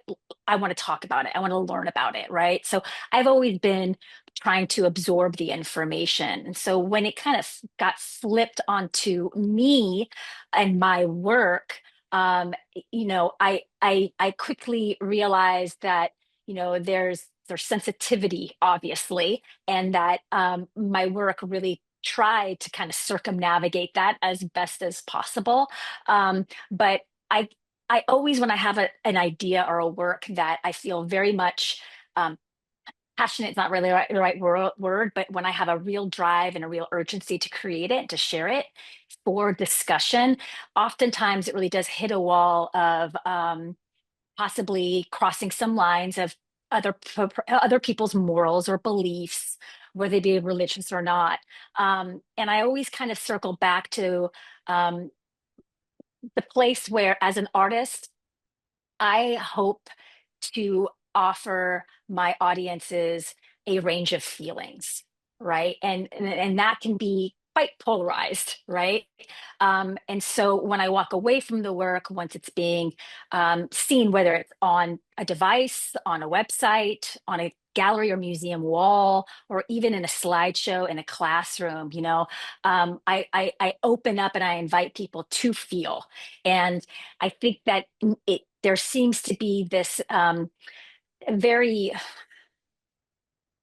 controversy and how to be seen kind of as part of being an influencer, and you know, like bad press is good press, right? There's all of this that's been kind of like bubbling at the surface, and I think that it is really up to the individual to be able to tune in or tune out, but most importantly, be able to have conversations and to be able to ask questions, right? So that you can better understand the range and the diversity of people that we're living with together, whether it be on campus, in your community, in your neighborhood, and so forth, right? Like I'm trying to kind of get back to the sense of togetherness rather than having this separation. But for me, I often learn so much more when there's something that I don't understand or I don't even know how to talk about, right? And they're totally not in with my belief or morals. And for me as an educator, not only an artist, I can best be able to serve the students and that diversity that you know they are all coming from as well. Thank you. We have another question. It's it raises a question about museums, which is very relevant to the class that I'm teaching right now. It says the attacks on museums seem to be a new focus of this censorship trend. How can we expand the public's education to recognize and reject this censorship trend? Elizabeth. Well, one thing is paying attention to when it happens. I think is I'm assuming if this question is coming from a student that there might be art on campus to pay attention to when things, you know, like in fellow, you know, neighboring campuses, but paying attention to what's going on and questioning when things sort of disappear from view. when they were expected to be there for another 3 months. There's been a lot of great activism surrounding the censorship that we've seen that I mentioned in the previous cases, like at Pepperdine, for example. Both the sort of right-leaning and left-leaning student-run publications commented on this and were against the removal of those works, or the ways that those works had been censored. There was a funeral held for the exhibition that was taken down of Victor Marca 27 Quinones at the University of North Texas. There were petitions signed by faculty, I believe, at both universities. And really, I mean, the work of the National Coalition Against Censorship, by and large, even when we can't overturn or rectify censorship that's happened in these cases, making sure that people know about it. You know, yes, we live in a country that has the First Amendment, but the First Amendment only goes so far. And it even gets transgressed sometimes if there's not the right, you know, kind of case to be made around a particular censorship incident. So making sure that people, like the spirit of free expression, the spirit of artistic freedom lives in like the hearts and actions of us, like normal people, civil society, students. It is up to you to kind of practice those values that you want to see being practiced by the institutions you look up to, and putting pressure on them if you think you see them, or asking questions about like if you see things happening at the local level. You know, this is kind of a follow-up question to that question, and it is for either of you, although it's indicated for Elizabeth. Do you have any programs to educate deans and other administrators on how to be brave? Many of them are coming from their own lack of will or understanding of how to stand up for institutional values. So it does seem to be that we're dealing with fear. And I just want to add this one experience at the Whitney Museum Independent Study Program, where I teach in New York. Last year, the show was canceled by the director of the museum because the students in the program were suspected of potentially showing controversial material. So that was a preemptive censorship move on the part of the institution, clearly motivated by fear of controversy, clearly motivated by fear of censor from a larger institution like the federal government.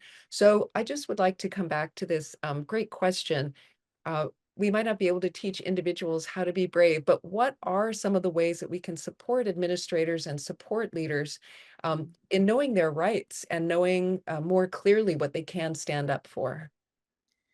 It's a great question, and I don't have a perfect answer for it, though I received a similar question a couple weeks ago in another conference about, like, you know, when you work in a museum, do you work for is your fidelity to the institution and keeping it, you know, above water, or is your fidelity to the ideas that, you know? And I said, well, why did you get into this? Did you get into this to go to the museum every day and kiss its cornerstone before you walk in the doors? Or did you do it because you love art and you believe in artists' voices? Do you do it because you believe in debate and these sort of, you know, messy democratic principles of difference and heterogeneity kind of living side by side together every day? I know that people have difficult decisions to make. They have bills to pay, they have, you know, health insurance to keep. And some people are put in really difficult positions from pressures above them, from power, you know, people in power above them who are making decisions, or government pressures above them. I know that I have no doubt that there are people who propagate or continue or allow the continuation of censorship pressures, even though they don't want them, because they feel that if they push back, they would lose their job. Not everybody has the luxury of throwing their job away among these censorship pressures. And I have immense empathy for those circumstances. And I feel like a lot of people in those positions of power, I feel like there's an immense potential in relationship building. And every university is different. Every leadership is different. They're structured differently. Like, there's so many variables here, but being able to, if you can, affect your relational strengths in such a way that you can remind the people you work with about the mission and the values of the college or the institution that you're at. What is it about?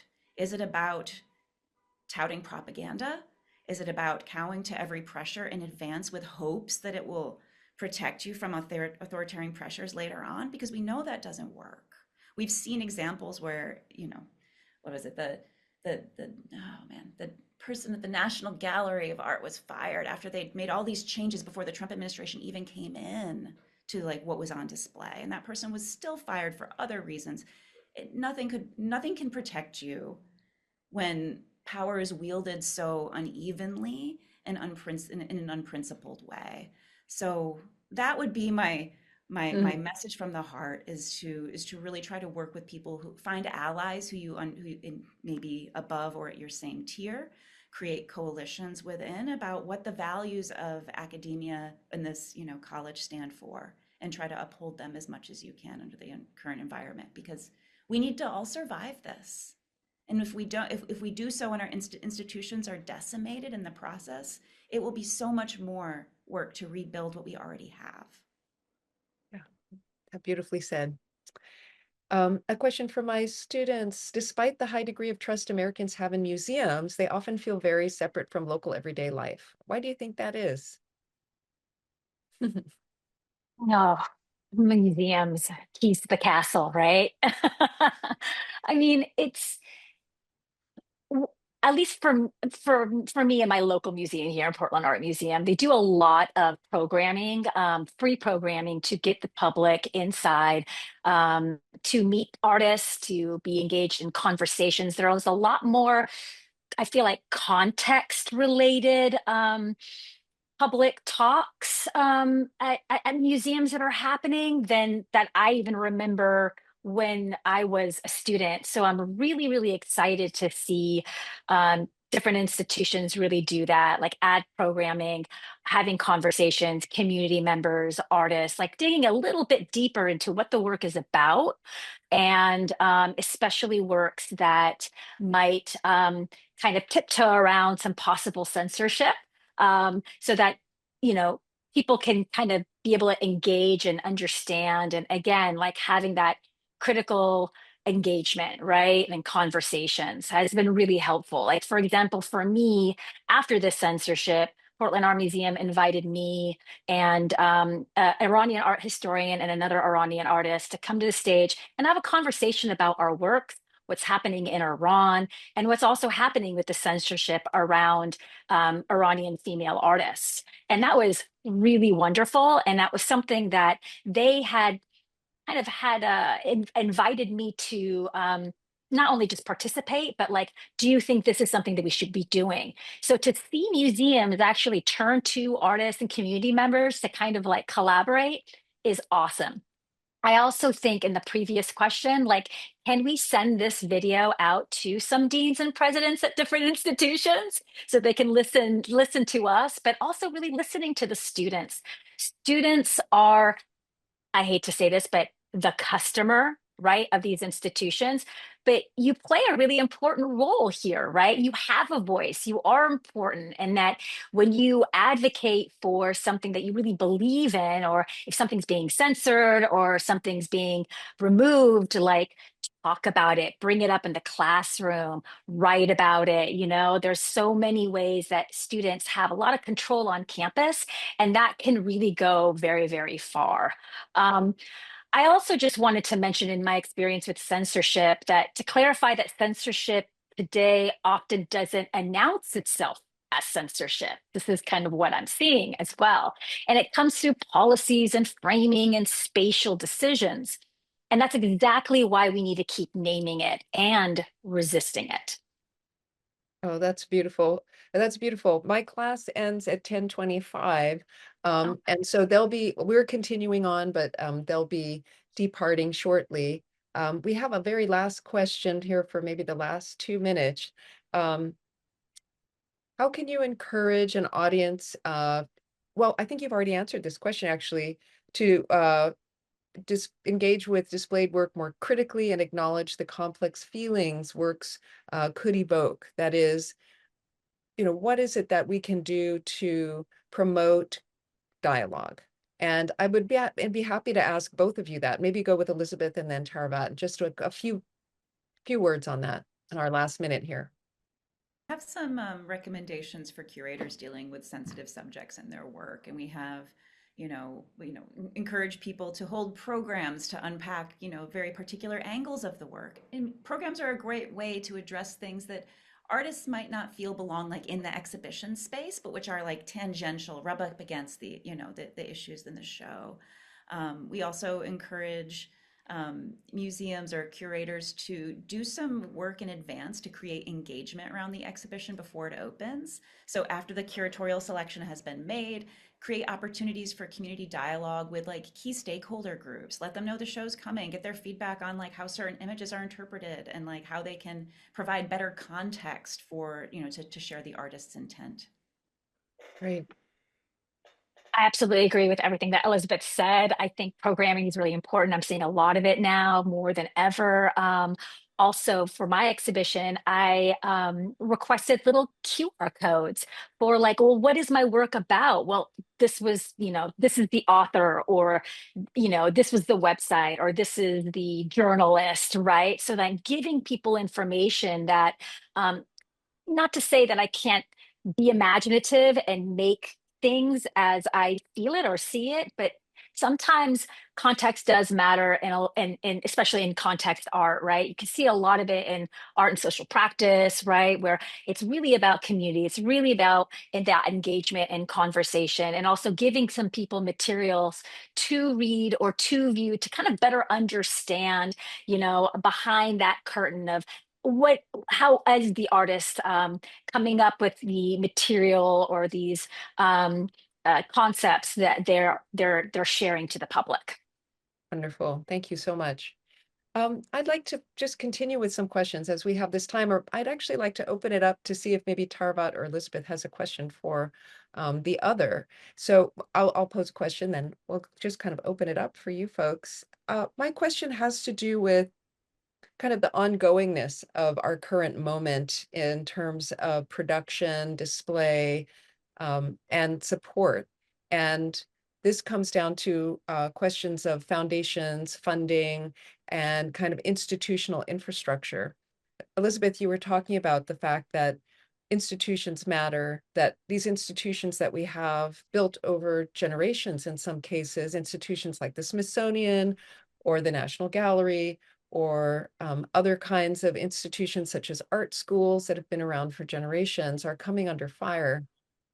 And so I wonder if you could just talk a little bit about why and how institutions like those social constructs that actually have a physical form in the world sometimes really matter to supporting the conditions necessary for free speech, free expression, and public address. Yeah, museums and big, cultural institutions are consolidated sites of resources and power. They validate what's circulating as like legitimate, whether whatever kind of cultural product it is, and they also often provide us. Most of them, if they're nonprofits, they're there to provide a service to the public. And so when we see one particular institution, pick your favorite, right? In the past year, if you learn of your an institution that you revere and admire, and one that is also kind of influencing other smaller institutions and museums, if they are seen as backtreading on something, that telegraphs a very clear signal again about like what's acceptable, what's taboo. And then that gives permission and even sometimes a guide for other smaller museums or others that are readily influenced to do the same. So by contrast, in standing up for a work that's contested, or standing by a show that was, let's be frank, oftentimes has been planned years in advance by expert art historians who've researched and done a ton of work, to throw it all away because of some discomforts or misinterpretations is a real disservice to the project of upholding like a cultural lineage and history. And so I think that's why museums are important. They are consolidated sites of power, and they are influencers in a very different way than what we're used to thinking of now with that word. But they have a lot to offer, and they have a lot to uphold. Great. Actually, if it's okay at that, I think that we'll end there. And I think our time is just about up, unless Tarabat would like to have the last word. You go ahead, Well, Tara. oh, Okay, all right, Michelle's no, putting it's her okay. time. No, go It's ahead. fine. Go. No, I'm not going to Oh, give you the hook. Go ahead. I was just going to say again that what Elizabeth said, it was beautiful, and I support it wholeheartedly that, institutions and museums do really validate like who I share in the classroom and teach and all of that, not only for the artists that are being exhibited, but like how that is being shared in institutions. And I just had another example of like Amy Sherald, powerhouse, amazing artist. Like she can do anything and we would just be putty in her hands, right? But she took an initiative by her show being canceled because she had a portrait, a portrait, drag queen, or excuse me, no, were they in drag? No, they were trans. Sorry, my apologies. But they wanted to remove that to be the first painting that people would see when they enter into that museum space. And she was like, no, I'm not going to have that. I'm not going to remove that piece. I'm going to remove the entire show. Now, Amy does have that power to do that. And by doing that, it really does affect so many other institutions and artists to really be like, wait a minute, there's a lot of optics about this right now, right? So I applaud her for her decision. But for example, if that were me, I'm not sure if I could do something like that because I don't have that much power and sway in my practice.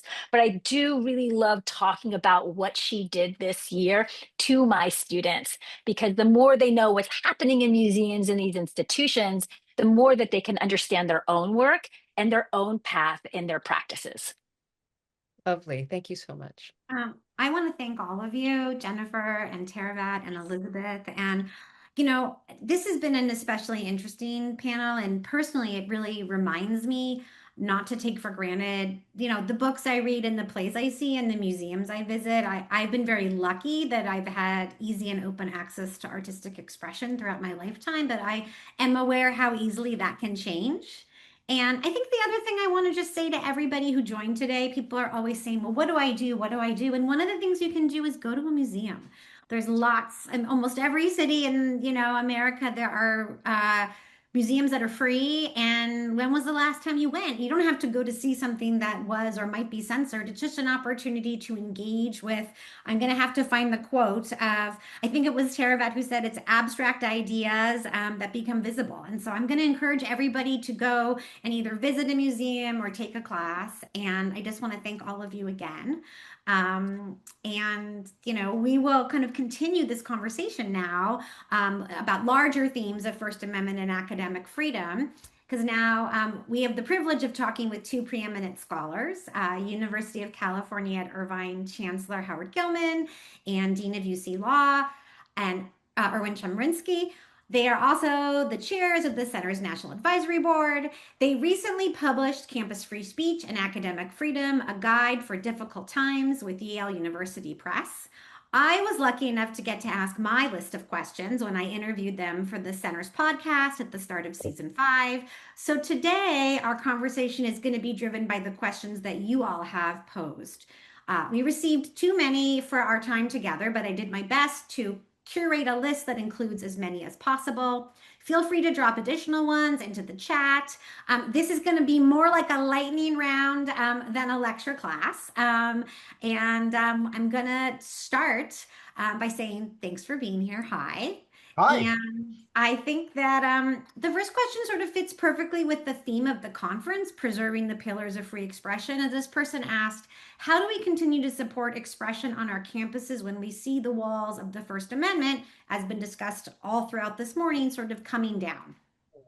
Yeah, thanks, Michelle. By the way, Michelle, it's always great to spend time with you. Congratulations on another great conference, and thanks to everyone who's participating in it. Erwin, always great to hang out with you.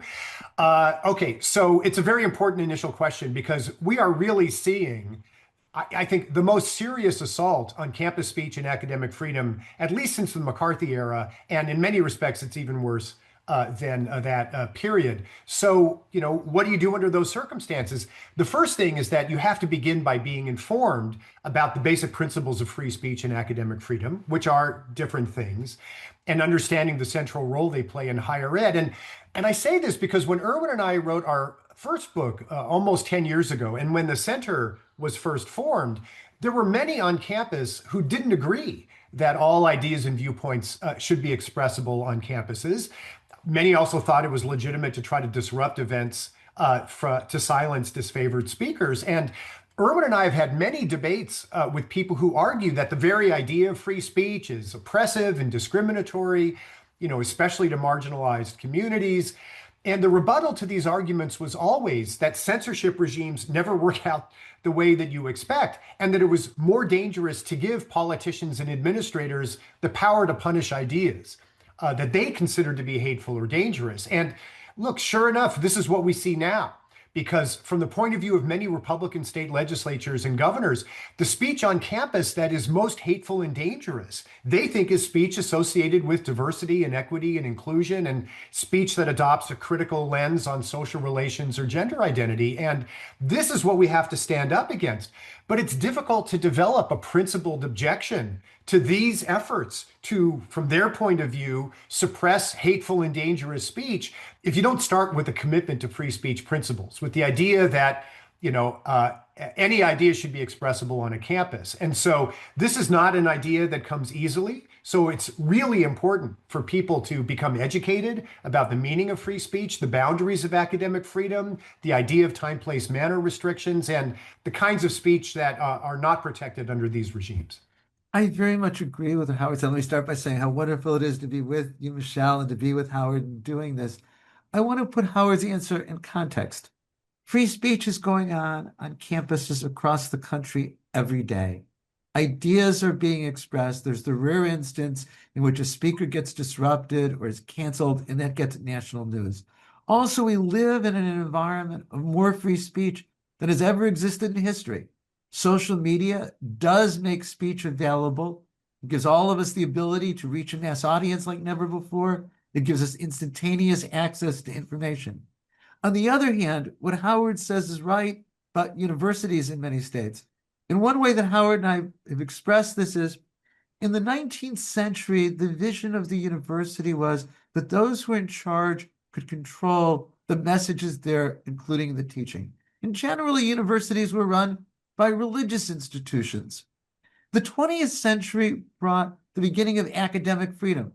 Right. The AUP in 1915, and academic freedom, as we'll talk about, is the right of instructors in their teaching and their scholarship and their public dissemination of ideas to communicate ideas.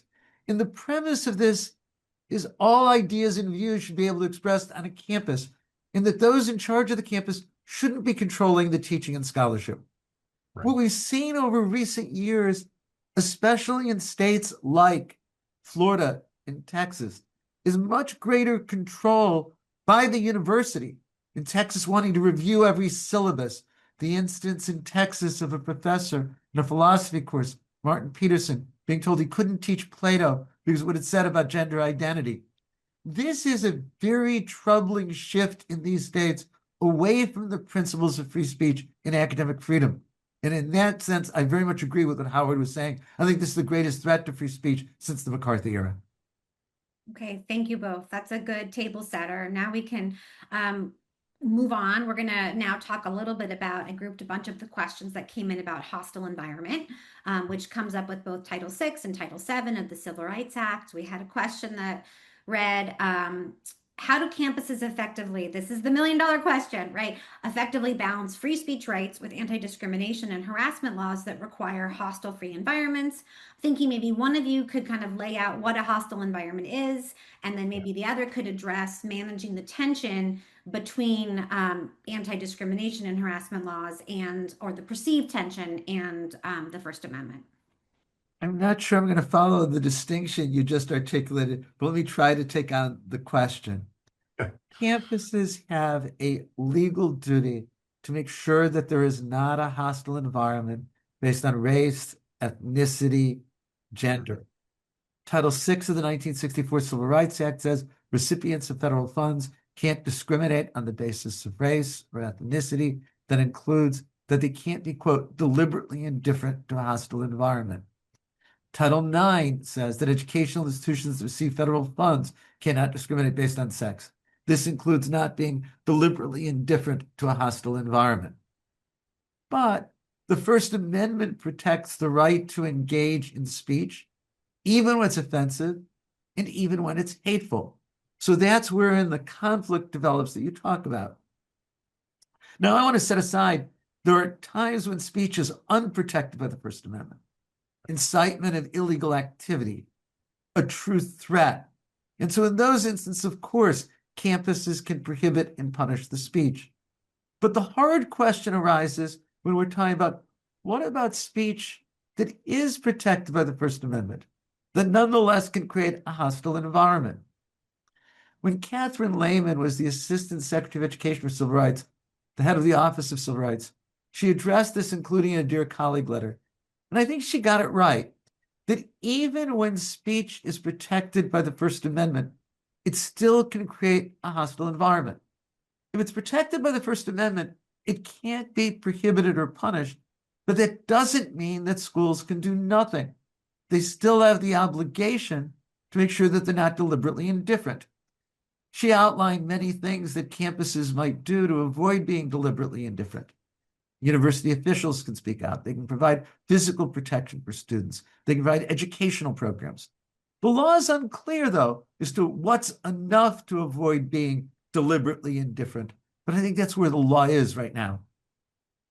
And it's, it's a very important point that if you agree under a free speech regime that any idea is expressible, one of the things that you're going to hear is speech that conveys ideas that people think express discriminatory intent toward them. And so the expectation is, look, I think when I hear this protest and this chant is being chanted, I view that as creating an environment that is an environment I don't want to be in.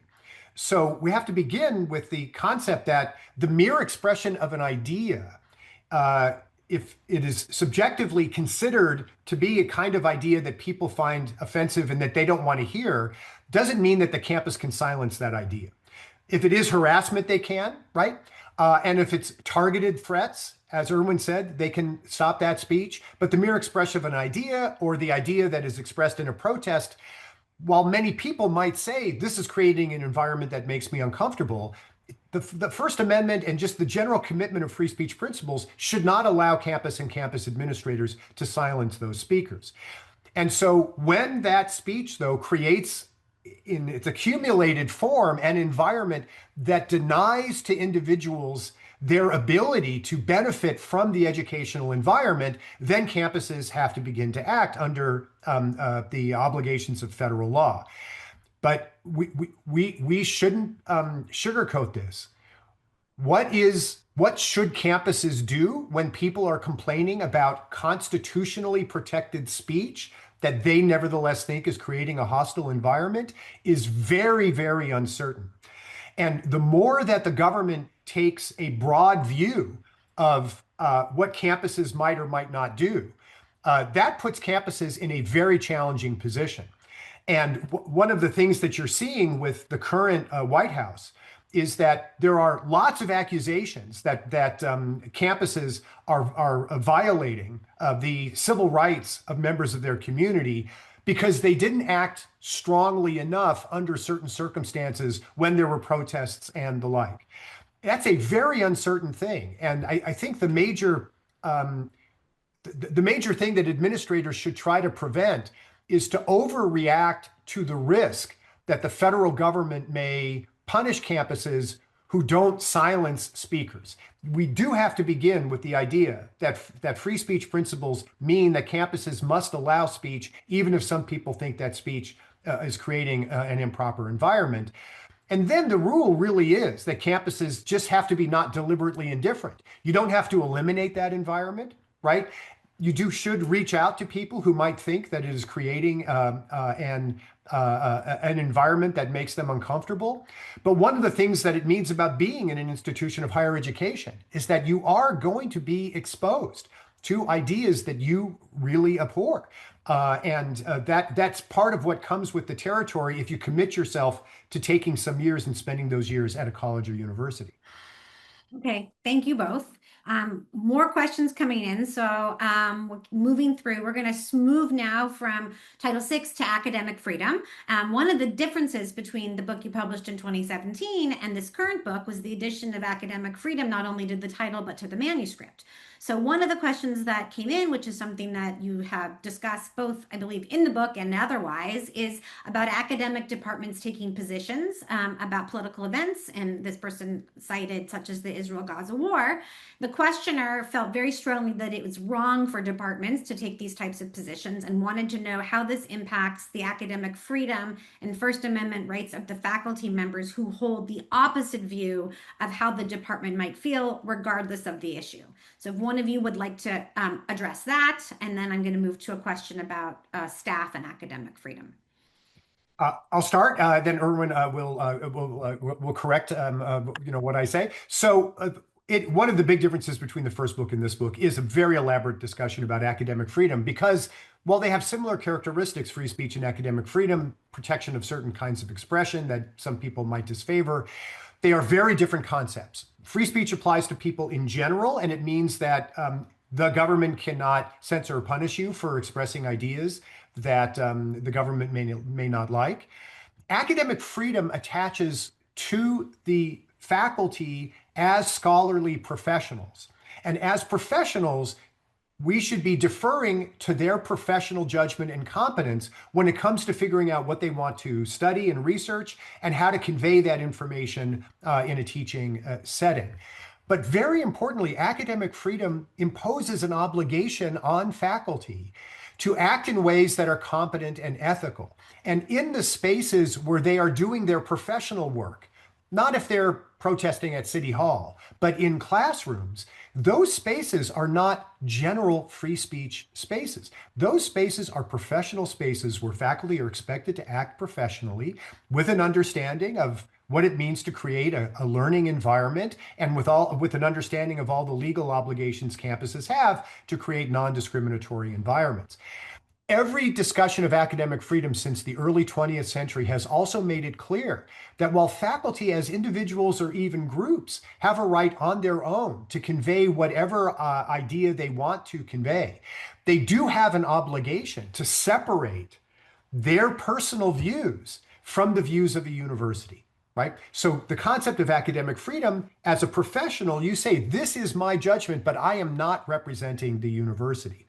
And I say that because that means, I think in our judgment, and we discuss this many, many pages in the book, because this has been discussed a lot in the University of California and elsewhere, that we believe this means that it is not consistent with academic freedom for faculty members to associate their political views with the formal views of an academic department. And there's a couple of very quick reasons. One is that the university is an entity that is the collection of everyone, but it is an entity where only a few people are authorized to speak on behalf of the university. In the University of California, that might be the regents, it might be the president of the University of California.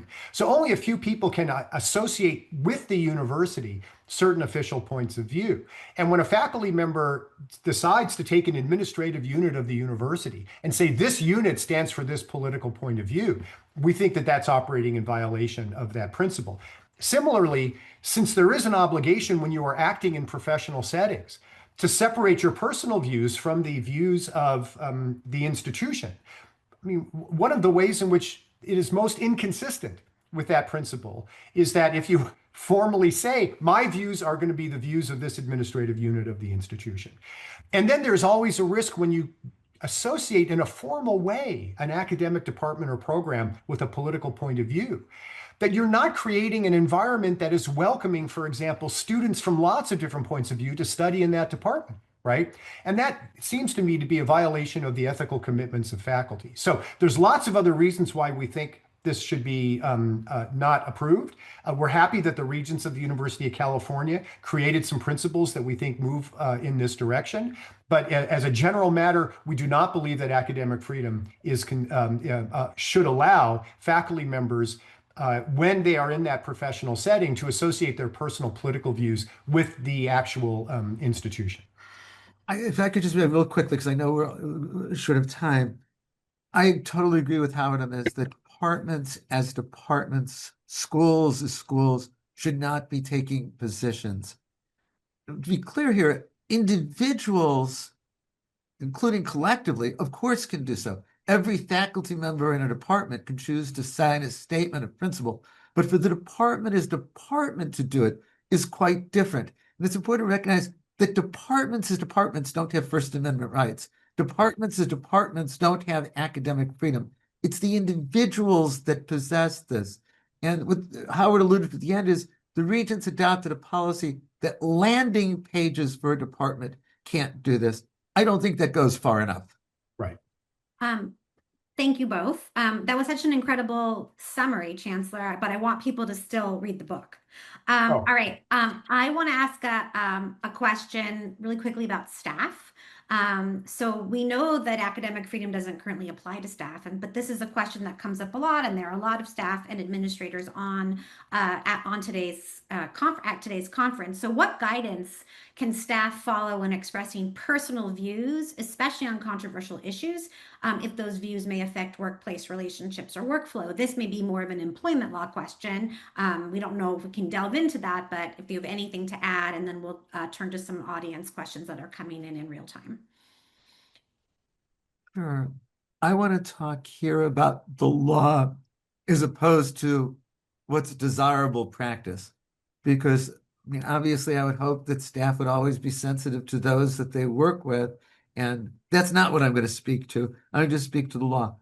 I want to start with outside of the workplace, staff have First Amendment rights, and even if it's going to upset people in the workplace, they have the right to express it. The Supreme Court has said it's protected by the First Amendment, so long as it involves a matter of public concern, and so long as the speech interests outweigh the harm to the workplace. In the workplace, though, it's much more limited. In fact, the Supreme Court has said that generally government employees don't have free speech rights in the workplace for that which is done within the scope of their employment. So I think the important distinction in your question is what's said outside of the workplace, there's tremendous First Amendment protection for. Within the workplace, much less protection for, and much more ability of employers to control that. Thank you. And this just underscores that the right of free speech doesn't mean that you get to say anything you want at any time under any circumstances. There are spaces that are spaces for the free expression of an idea that can't be regulated. The workplace, at least within current free speech law, is not one of those spaces. And institutions do have an interest in making sure that the workplace is a place where people are acting and expressing themselves in a way that are consistent with employment law, anti-harassment principles, anti-bullying principles, and so on. So this question that just came in, I sort of think piggybacks well on this, and it mentions a case I know you're very interested in, well, both of you, but I know Chancellor Gilman, this is one of your favorites, which is Merriweather, and it just asks a little bit about how you see the emerging SCOTUS doctrine of state speech and the distinction of employee speech as it relates to official duties and academic freedom. I don't know if one of you wants to comment on that briefly. Or when you want to start, or? Sure. Merriweather versus Hardtop is a decision of the United States Court of Appeals for the Sixth Circuit. It involved a university professor who refused to use correct gender pronouns, the preferred gender pronouns for students. And he was told he should use the preferred gender pronouns. He soon said that it violated his First Amendment rights to tell him to use the gender pronouns that the students preferred. He lost in the district court and won in the Sixth Circuit. It didn't go to the Supreme Court. I think it's a very troubling decision. Imagine that a professor in class, whenever a Black student raised his or her hand, called on the student using the racial epithet. We would say, of course, that professor could be disciplined for using that in class. Well, I think likewise, for transgender students and non-binary students, to not call them by their preferred pronoun is deeply offensive. And I think that academic freedom and the First Amendment shouldn't have been thought to protect what the professor was doing here. I hope I addressed your question. And the concerns, I think, are that when judges are looking at these cases, I think they tend to conflate free speech rights and academic freedom principles in these kinds of settings. Because there is language in that opinion that just says, people have a right to express themselves in various ways. But when a faculty member is in a classroom, they don't have free speech rights. They have academic freedom rights and responsibilities. And part of that is to create a learning environment that is consistent with the interest of the university. And the worry that and the boundary conditions of that are because since academic freedom is attached to faculty as scholarly professionals, experts in their field, the boundary conditions of what counts as appropriate or not is to be determined fundamentally by the peer review of those of faculty members about what counts as competent and ethical behavior. In the same way that physicians should have discretion when it comes to dealing with the best choice for their patients, but evaluated by other physicians whether it is the standard of care. And when judges, especially politicized judges, come in and start making statements about the boundaries of what faculty can say in classrooms, you're then starting to get a jurisprudence of academic freedom or free speech that is controlled by federal judges rather than by a scholarly professional expert faculty. And there are lots of dangers, I think, associated with that kind of development. Okay. We have a question that came in regarding the recent Brandeis settlement agreement that UC Berkeley and the Regents agreed to. One of the concerns is that other public peers successfully sued rather than settled. This person alleges its substance and process by which it was reached violate fundamental principles of academic freedom and shared governments in imposing the IRA definition of anti-Semitism. It ends Berkeley Academic Senate resolution and the Regent's statement on principles against intolerance. And I'm wondering, I'm guessing, Dean, this will go to you first, and then Chancellor to add any comments. I am very critical of the settlement. I think that the Brandeis suit was frivolous. I think the university should have litigated. It paid $1 million in attorney's fees to the Brandeis Center. It's $1 million used for other things. There's much of what you say that I agree with. Some isn't quite accurate. For example, it doesn't impose on the university the IHRA definition of anti-Semitism. Instead, it says the university should consider the IHRA definition, that not the same thing is imposing it. The Chancellor, Rich Lyons, has been very clear that any implementation of the settlement will be consistent with the principles of the campus and academic freedom. A key part of the lawsuit and of the settlement involved student groups at Berkeley Law adopting a bylaw that they wouldn't invite certain speakers based on viewpoint. The settlement says student groups can continue to choose speakers based on viewpoint. They just can't put it in their bylaws. Well, to me, this is a silly distinction because student groups can still have a policy of who they'll invite. That's their First Amendment right. It just limits what can be in the bylaws. To me, this is all part of why I think that the university made a mistake in entering into the settlement. And we'll see if I'm still dean tomorrow after saying that. I have a feeling you will be. Okay, Chancellor, anything on this? Otherwise, I'm gonna keep us moving. No, except this issue is discussed in the book. So if you want even a deeper dive on how we think through these issues, we give a lot of pages to that. Okay, I'm gonna now use, I guess there's like some prerogative I have, right, for being the moderator and ask for us to take out our crystal ball, right? And I'm gonna ask you to look into it. And if each of you could talk a little bit about what you see as the main issues that you think will be at play between now and our next Speech Matters conference, which will be about a year from now, I think that would be great. Chancellor, you wanna start? I think we're just going to see an intensification of state legislatures asserting direct political control over institutions of higher education. We already have in Florida, the state legislature decided that Florida sociology faculty don't have a right to make a decision about what the best textbooks are to introduce students to sociology. So they created a government approved sociology textbook as if universities were like middle schools or high schools. And there is a certain consistency to their view because their view is that at public universities anyway, faculty members are government employees, and they just think government employees in the workplace don't have any kind of free speech or academic freedom rights. So, and I think this is being reproduced also in Texas. So the ongoing assault against the concept of academic freedom is going to be front and center. And the more that Texas and Florida are exercising their authority in those circumstances, I think you're going to see similar kinds of efforts in other states. So for me, the ongoing assault against the core principle that Irwin described at the beginning of what distinguishes greatness of 20th century research universities, which is deferring to the judgment of an expert scholarly faculty, is at stake. And we may end up in this country with two different systems of higher ed, one of which is trusting of the professional judgment of expert scholarly faculty, and the other is merely an extension of the political preferences of legislatures and governors. And it would be unfortunate if half the country went back to kind of a 19th century model and the other half of the country continued with the successful 20th century model. I agree with what Howard just said. I would also add what the Trump administration is doing. Yeah. They're engaged in assault on higher education, unlike anything that we have ever seen in the history of this country.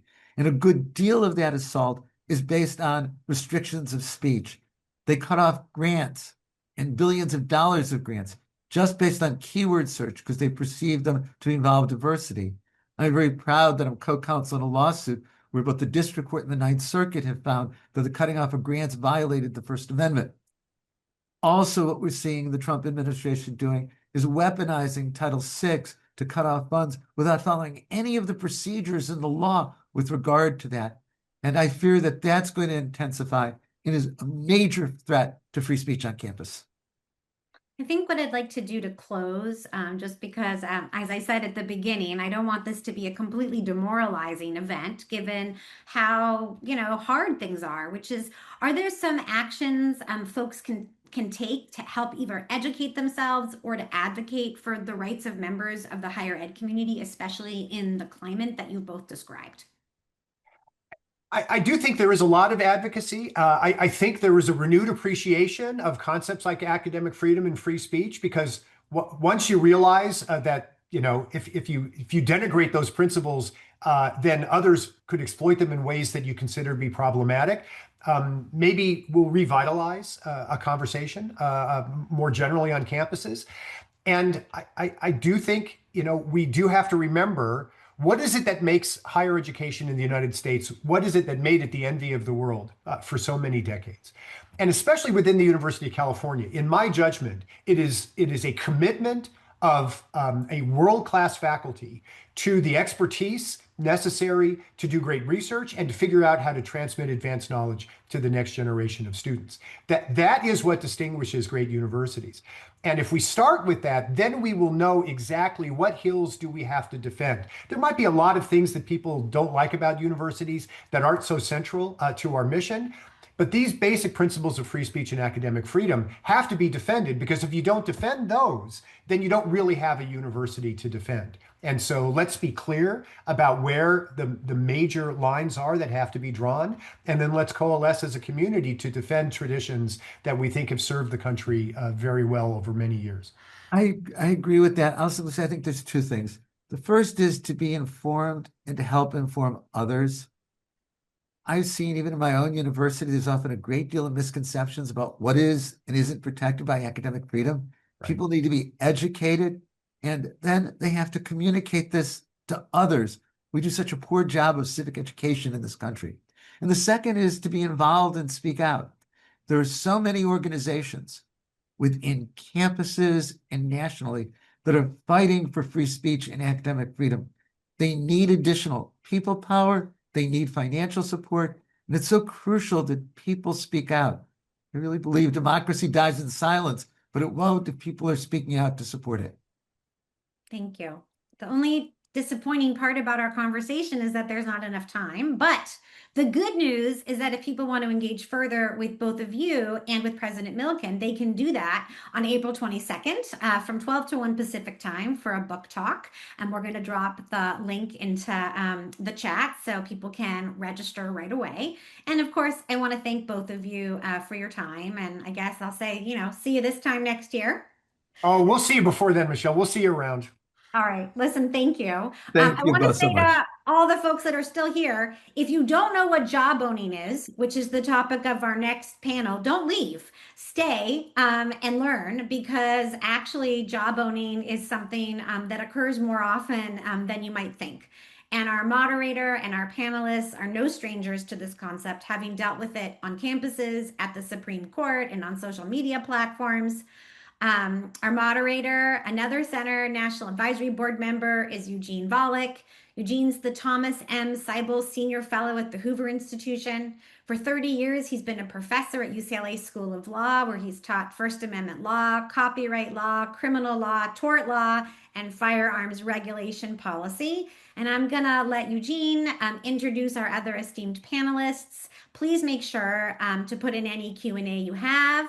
And then after this, I'll be back to give some concluding remarks and to wrap it up. So, Eugene, now you get to pop back on. Thanks very much for the introduction. I'm Eugene Volokh. I am an emeritus professor at UCLA Law School, where I taught mostly about First Amendment law and wrote mostly about First Amendment law for 30 years. I'm now a senior fellow at the Hoover Institution at Stanford, where I continue to write about and talk about First Amendment law, but no longer have teaching applications.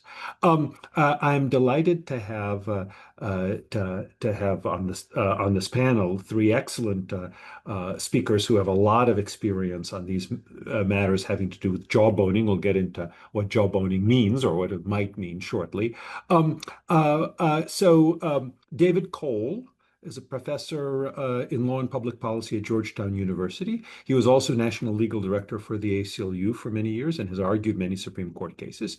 We were actually co-counsel on NRA v. Vula, which I'm sure will come up in this conversation. I was the counsel of record because I'd helped out with a cert petition, and David argued it in front of the Supreme Court. And I was honored to sit at the counsel table and watch him do a superb job. Kate Hudson is Deputy VP and Counsel for Government Relations and Public Policy with the Association of American Universities. I particularly look forward to her participation because a lot of these jawboning questions do have to do with universities and with funding for universities. Daphne Keller is also a colleague of mine, although in a different way, colleague of mine at Stanford. She's the director of platform regulation at Stanford Law School's program on law, science, and technology. And she has written on platform regulation, including the Journal of Free Speech Law, which I commend to all of you to read. I'm the editor-in-chief of it, and we accepted a couple of her articles, which we thought were just superb. So what I will try to do is I'll try to ask three basic questions to get things started, and then we'll have some more follow-up questions. One is jawboning sometimes refers to I'll lay out all three right now, and then I'll ask them in turn to the panelists. So one is jawboning sometimes refers to the government essentially threatening retaliation of various sorts. Unless a speaker stops speaking or unless an intermediary blocks a speaker from speaking. So that's jawboning as coercion, sometimes indirect coercion aimed at restricting speech. That'll be our first question. Second question is jawboning is sometimes used to refer to non-coercive attempts at persuasion. So an example might be if the government calls up a social media platform and says, we really think you ought to restrict speech of a particular form. Or let's say calls up a university and says, we think you should cancel this speech by a speaker. They don't actually threaten. In fact, maybe even they might even disclaim a desire to threaten. Say, look, it's up to you, your call. We're not threatening to retaliate. In fact, we even say we won't retaliate if you disagree with us. But boy, you really should be doing it. Let us try to persuade you to do that. That's to say to suppress some speech. And the third question is, what if either the coercion or persuasion has to do with government funding? So the government says, look, if you want to stay in our good graces, we want you to, if you want to get certain funding from us, we want you not to engage in certain kinds of speech. Could be coming from the left or the right. Like we don't like that you have on your platform people who we think are climate denialists or racists or election denialists. And if you shouldn't say platform because that's less funding. We don't like that you have at your university you've invited speakers who engage in this. And if you want to continue to get NSF funds, you need to make sure that none of those funds are used for these kinds of speakers. Or alternatively, from the right, we don't like that you have anti-war or anti-administration or pro-DEI speakers, and if you want to get funds from us, you need to cut off those speakers. So those are going to be the three main categories of question. And of course, as to the first and the second, there's always the question of what's coercion and what's persuasion, right? Especially when it's the government, it's the FBI, let's say, or it's the White House, or it is some funding organization that is trying to persuade. The recipient might hear that attempted supposed persuasion and feel that it's coercive for understandable reasons. So those are going to be the main things we discuss. So let me begin with this first question. And I think I'll start by asking David Cole about this, because I know he has a lot to say, but others then chime in. What is the rule with regard to government trying to coerce, let's say, platforms or intermediaries or others into restricting speech by their users or by their business partners or anything along those lines, or cutting off relations to business partners? Is that a First Amendment problem? What would be the key cases? What are the limits on that? So yeah, thanks, Eugene, for moderating this panel, and thanks to Speech Matters for this entire day of presentations. You know, I mean, I think the way I began my argument before the Supreme Court 2 years ago in the NRA versus Vullo case was something like, the government is free to persuade people not to associate with the NRA. What they can't do is use their regulatory authority over others to coerce people into not engaging with the NRA. So, you know, I bought in to the distinction between persuasion and coercion full force in that case. And the doctrine largely does as well. The doctrine recognizes that there's a difference between Governor Cuomo, who was the governor of New York when the facts of this case arose, issuing a tweet saying, "I think the NRA is a terrible group and people should not support the NRA." His motive is to suppress support for the NRA, and you might say, well, that's an impermissible motive, but he's doing it only through the power of persuasion. Not that a tweet is all that persuasive, but he's doing it only through the power of his words. And the government is free to take positions, to take viewpoints, to express viewpoints, and to urge others to agree with its viewpoints and to take action that agrees with its viewpoints. If Donald Trump says, "I urge people to, you know, abandon the Democratic Party, join the Republican Party, and vote in the midterms," you know, he's seeking to suppress support for the Democratic Party, but no one would suggest that that violates the First Amendment. So that's on the one side. The government has the power to do, has the right to do that, has the authority to do that. What it can't do is use its regulatory authority to coerce people into leaving the Democratic Party or leaving the NRA or stopping doing business with the NRA. And in the case that you and I were co-counsel in, Governor Cuomo had basically targeted the NRA and had sent out tweets of that nature, but wasn't satisfied with the tweets. So he enlisted the support of his chief financial supervisor in the state, who oversaw all the banks and all the insurance companies in New York. And there are many, because it is a financial capital of the United States and arguably the world. And he enlisted her to use her regulatory authority to essentially coerce financial institutions under her remit to blacklist the NRA. And so, among other things, it was alleged, this was on a motion to dismiss, so a very preliminary stage in the lawsuit. She was talking to Lloyd's of London, a major insurance company that provided insurance to the NRA, and she said, look, we've looked into your practices and we found a number of violations of the regulations here. But if you were to stop providing insurance to the NRA, we would look the other way on these various violations. She also then issued a formal guidance document to all the entities that she oversaw, the banks, the insurance companies, that basically said, we recommend that all of these institutions review any work you are doing with or on behalf of the NRA and other gun rights promoting organizations, because they are promoting guns. Guns kill people. This is very bad. We're opposed to it. And you should reconsider your work with them and on behalf of them, and consider the reputational risks associated with continuing to do that work. And when she issued that guidance document, they held a press conference in which she said, we're urging you to stop doing business with the NRA.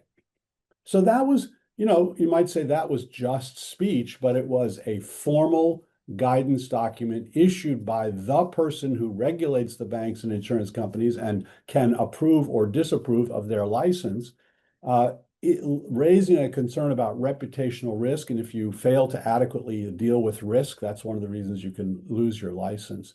And what happened after all of this is that the insurance companies that were dealing with the NRA all cut them off, and the banks did too, and they had great difficulty trying to find others. So our argument was, when you look at that as a whole, that is not just trying to persuade through the power of words, but it is seeking to use and abuse the regulatory authority of the state to achieve an impermissible end, suppressing support for a group because the government disapproves of its politics.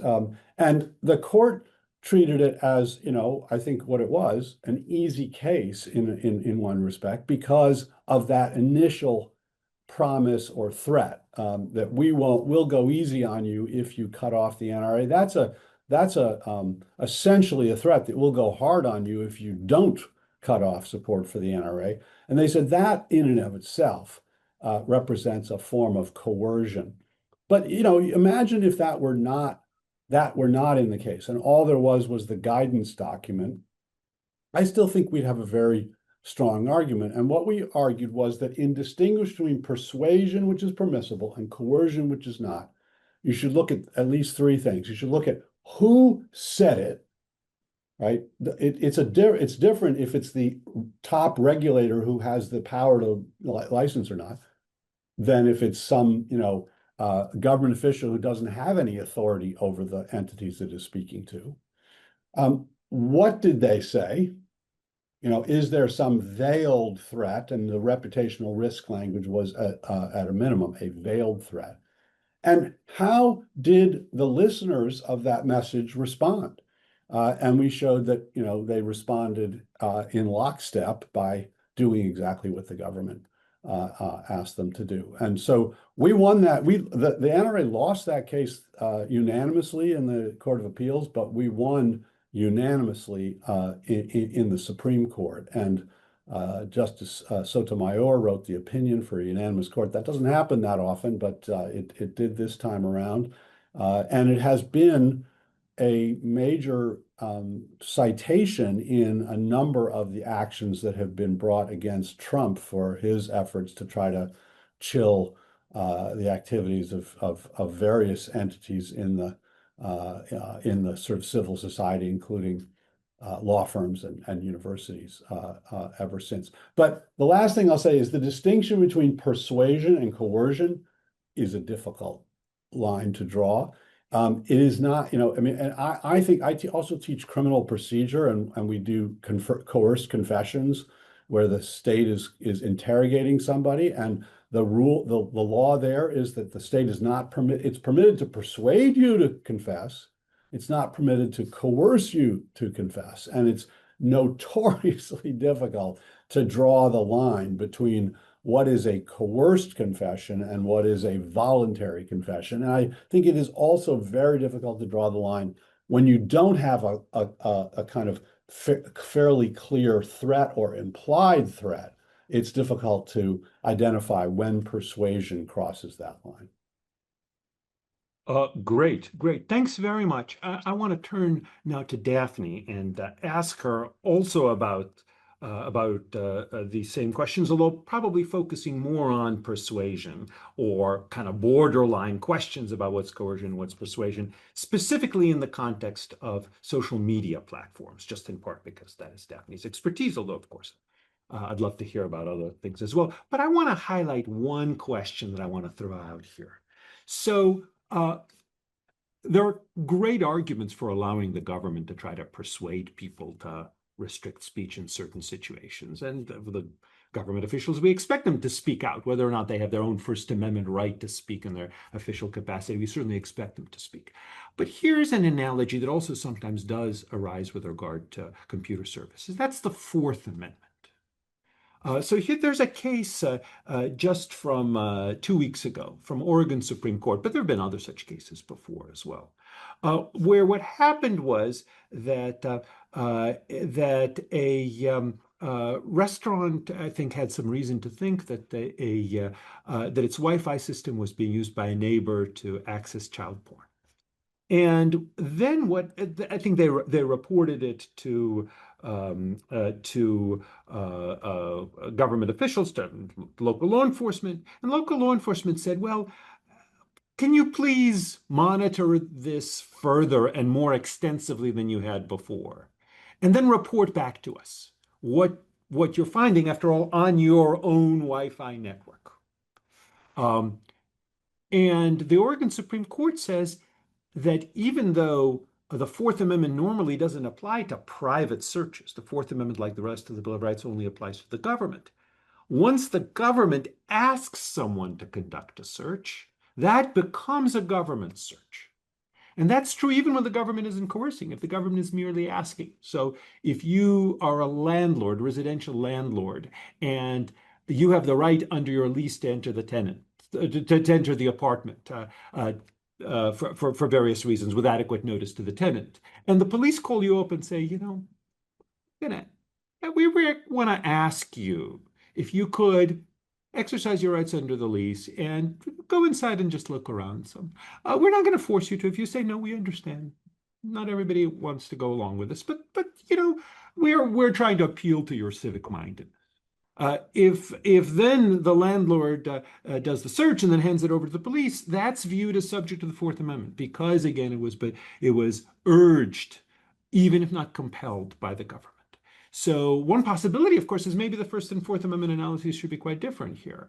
Maybe Fourth Amendment mere requests by the government to private entities should be seen as turning the private entities' action into government action, but not as to the First Amendment. But I wanted to just put that out there as a possible analogy.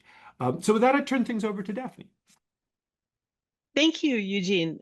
Thank you so much also to the conference organizers. I will highlight that, like Eugene, I was co-counsel with David on this, in my case, on an amicus brief in Gonzalez versus Google. So all roads lead to David.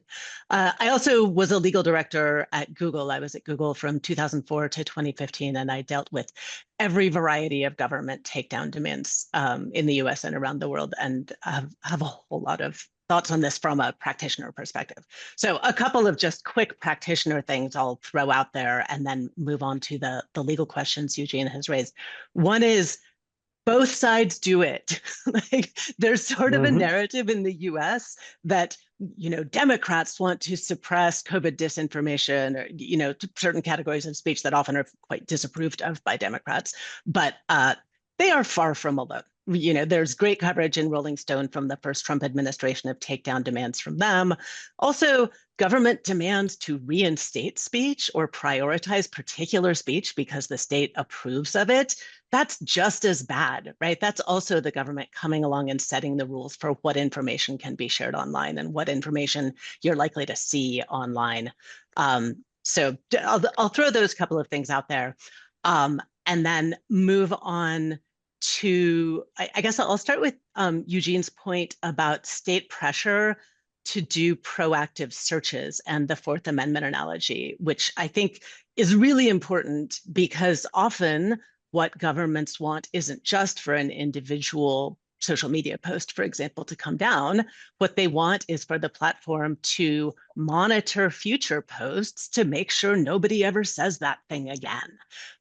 There's a very problematic European case out of Austria about a Facebook post calling the then leader of the Green Party in Austria, and called her an oaf and a traitor and a member of a fascist party, all of which are defamatory under Austrian law. And the highest court of the EU said, yeah, Austria can also force Facebook to proactively monitor and search for anybody ever saying that again, and take it down. And interestingly, in Europe, this comes up repeatedly and very strongly as a free expression question. And here in the US, it comes up as a privacy and surveillance question. It's kind of a reverse of the usual division. Usually you see Europe worried about privacy and we're worried about speech. Here, as Eugene has pointed out, we've had a case by then Justice Gorsuch called Ackerman about this question of like, is there a Fourth Amendment problem if a private actor is looking at speech, sort of, at state behest in order to serve state purposes, et cetera? And both that ruling, and I didn't know about this Oregon Supreme Court ruling, but it sounds very much in line with Ackerman, says, yeah, like there's a Fourth Amendment, there's a privacy, a surveillance issue if the government is causing a private actor to go look at your speech. But the European version of this, which I think should get way more attention in the US, is also when platforms proactively monitor for particular speech and take it down, they use clumsy tools that lead to all kinds of over removal of perfectly lawful speech. So in the terrorism context, for example, blocking all duplicates of an ISIS recruitment video can lead to also blocking all journalistic coverage, all uses in an academic context, counter speech that quotes it. And there are analogs of that problem for almost any kind of content filtering, probably with the exception of child sexual abuse material, because that is unlawful in every single context. Although even there are errors made by automated filters. So if the state is pressuring a platform to not just take something down, but go look for more of it, that introduces a whole new category of First Amendment problem because of the error and over removal of obviously lawful speech the government wasn't even trying to target, or, gray area speech they weren't trying to target. Going back to the sort of persuasion versus coercion point, the Supreme Court has told us like these are the persuasion's the okay thing and coercion is the not okay thing. So what is the thing that is on the persuasion side of the line and is okay? And I think that just can't be very clear cut in practice, because in a democracy, we elect leaders based on the policy positions they espouse. And it, I think, should be appropriate for those leaders to go out and keep espousing those views once they are in office. I think, in the case of things that the Biden administration was saying about COVID disinformation or misinformation, they were quite heated. President Biden said, I think it was on TV, that, they are killing people. This very strong language. And I think elected officials on both sides should be able to express that kind of anger and frustration and outrage without it necessarily crossing the line. I also think it's really important that people in government, especially lawmakers, are talking to platforms and understand what platforms are seeing or why a proposed law doesn't make sense from a platform perspective. Otherwise, we're going to get dumb laws. So there just has to be leeway for a kind of frankness from the government side, or a lot of the basic functions of democratic governance fall apart. But that makes things really hard, right? And I think there is also this problem that isn't addressed in the NRA case that David talked about, because it just wasn't an issue there, where, well, what if the platform isn't being coerced? It's just they would like to do what powerful people ask them to do, because that's an economically rational choice for them. Or they don't really care, and the easiest thing is to take down this speech. Or they have people in policy leadership positions who used to work in government with these same people who are talking to them.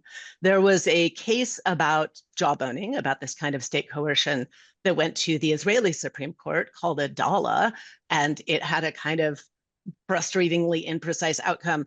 But one of the facts shown there was that the policy leadership in Meta's Israel office at the time was people formerly from the Israeli government who were the colleagues of the alleged jaw motors who were asking the platforms to take down potentially lawful content. So this dynamic, I think, is super real. We should be worried about platforms that are not being coerced because they don't care. They were not resisting. Nobody had to threaten them. They just, happily and easily do the state's bidding. And I think we should worry about that at universities and at law firms and at publishers. Like, I'm sure this is not unique to platforms. That's just what I focus on. And the Supreme Court cases just don't speak to that scenario because it wasn't presented to them. But some of the lower courts, including the Fifth Circuit in its analysis in Murthy, the case about the Biden administration pressure that went to the Supreme Court, they acknowledged there are these like two different categories to think about. There's coercion and there's what I would call co-optation.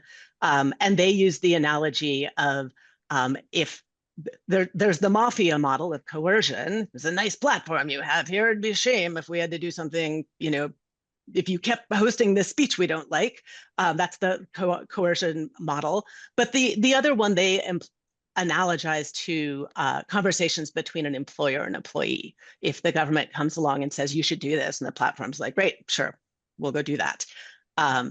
Actually, there were some there were some revealed messages between Elon Musk when he was in government and Mark Zuckerberg about removing content from Facebook.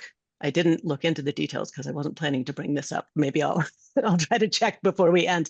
But it looked a little more in that co-optation, like, yeah, boss, sure, I'll do whatever you want model. I will stop there. There are a ton more things to talk about, but I'm very interested in hearing from the next speaker. Great. Excellent observations. And I do think it's really important to understand a lot of the dynamic. Yeah, of course, you're going to hire as government relations people who've been in government if you're a big company. And of course, they're going to have friends who are still in government. Of course, they'll listen to their friends who are still in government. These are very difficult lines to draw. Let me mention, by the way, one other analogy. And again, for whatever it's worth, it's an analogy. That means it's not perfectly on point. Daphne mentioned employer-employee communications. Well, there's a particular area of First Amendment law where the court has tried to understand when something that might look like persuasion in one context becomes coercion in another context, and that is employer speech to employees related to unionization. The Supreme Court has, ever since the 1940s, recognized both the rights of unions to speak to employees, urging them to unionize, even when, there's some possibility of coercion. Some people may feel pressured to join a union because otherwise may be excluded from economic opportunities, and the right of employers to speak to union members. To union members, a right of employers to speak to employees, urging them not to unionize or urging them not to, let's say, vote for a strike or whatever else. Then the question arises, and all along the court has said, it's okay for employers and for unions to try to persuade employees, but not to coerce employees. Well, what about the fact that when somebody powerful, especially an employer, but often again a union, is speaking to you, somebody who may have economic power over you, you might feel that it's coercive. And the Supreme Court has rejected a per se rule. Anything an employer says to an employee is per se coercive, end of story. But in a case called NLRB v. Gissel Packing in 1969, the court said that you have to consider the relationship between employer and employee in trying to figure out if ambiguous statements are indeed backed by a coercive threat. Any balancing of the rights of employers and employees must take into account the economic dependence of the employees on their employers and the necessary tendency of the employees, because of that relationship, to pick up intended implications of the employers that might be more readily dismissed by a more disinterested ear. So I think the same thing happens if law enforcement calls you up, or a government agency with which you're contracting calls you up.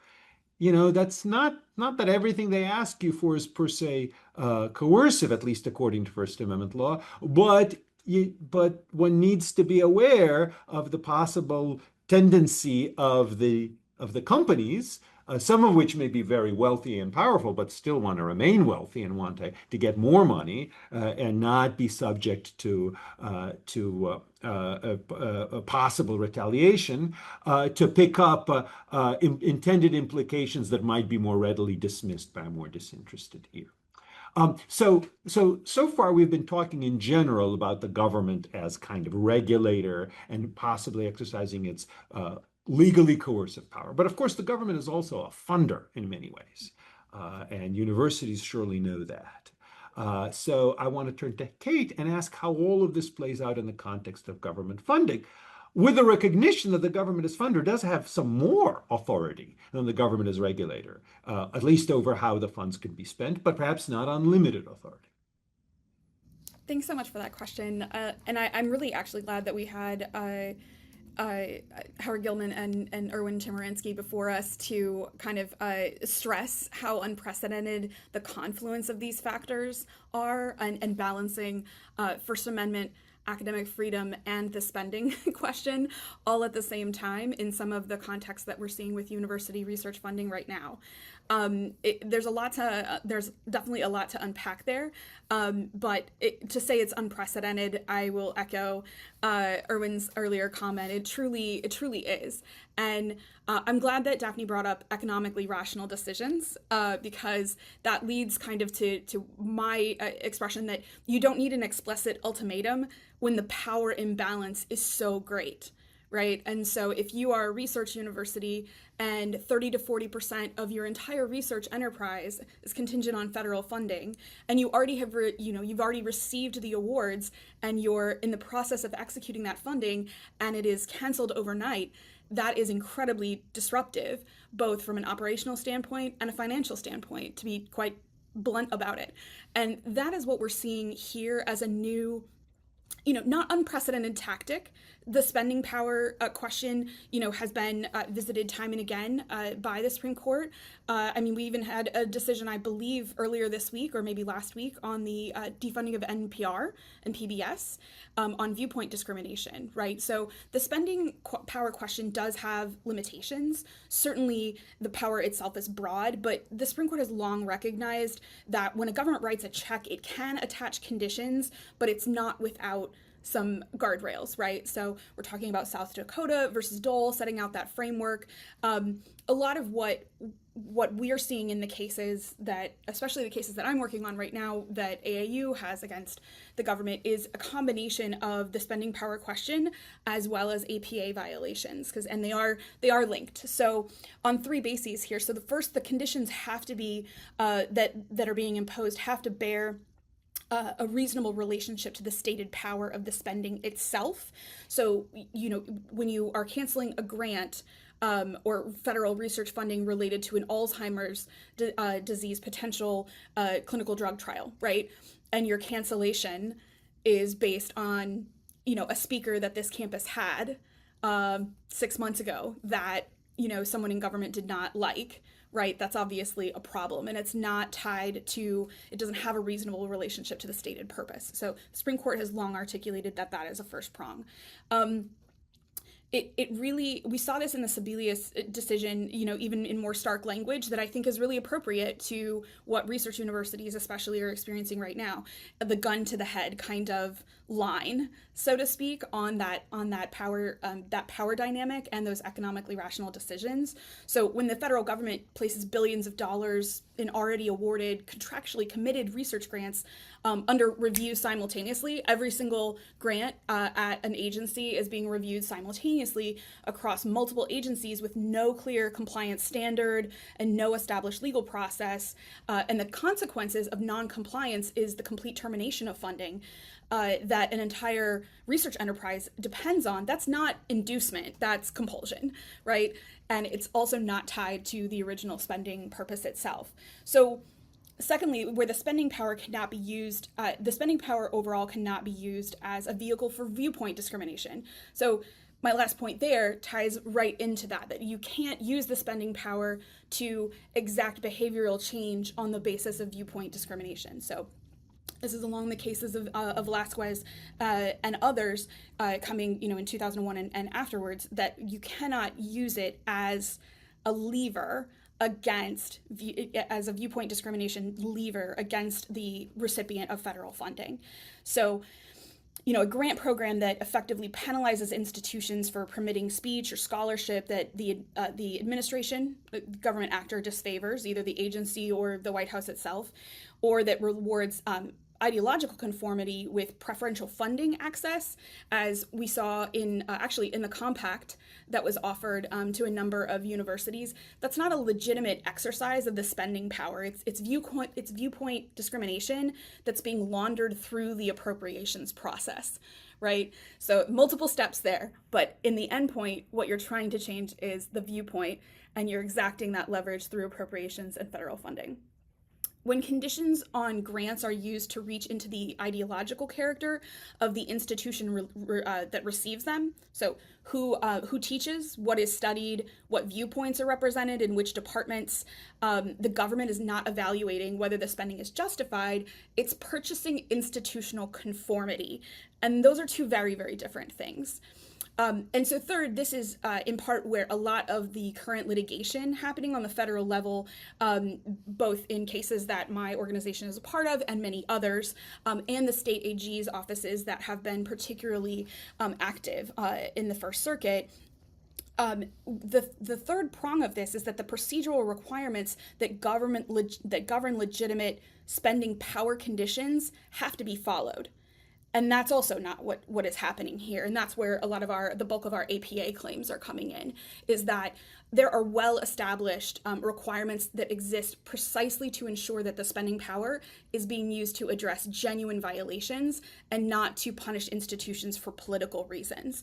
And that could be individual institutions, that could be an entire swath of institutions. So we're seeing that for example, in the NIH case, where any grant that had to do with keyword search of DEI or NSF, they were canceled immediately, right? So that's a huge swath of punishing a group of institutions for a politically disfavored ideology that to date hasn't truly been articulated by the administration. It's just couched as the administration's new priorities.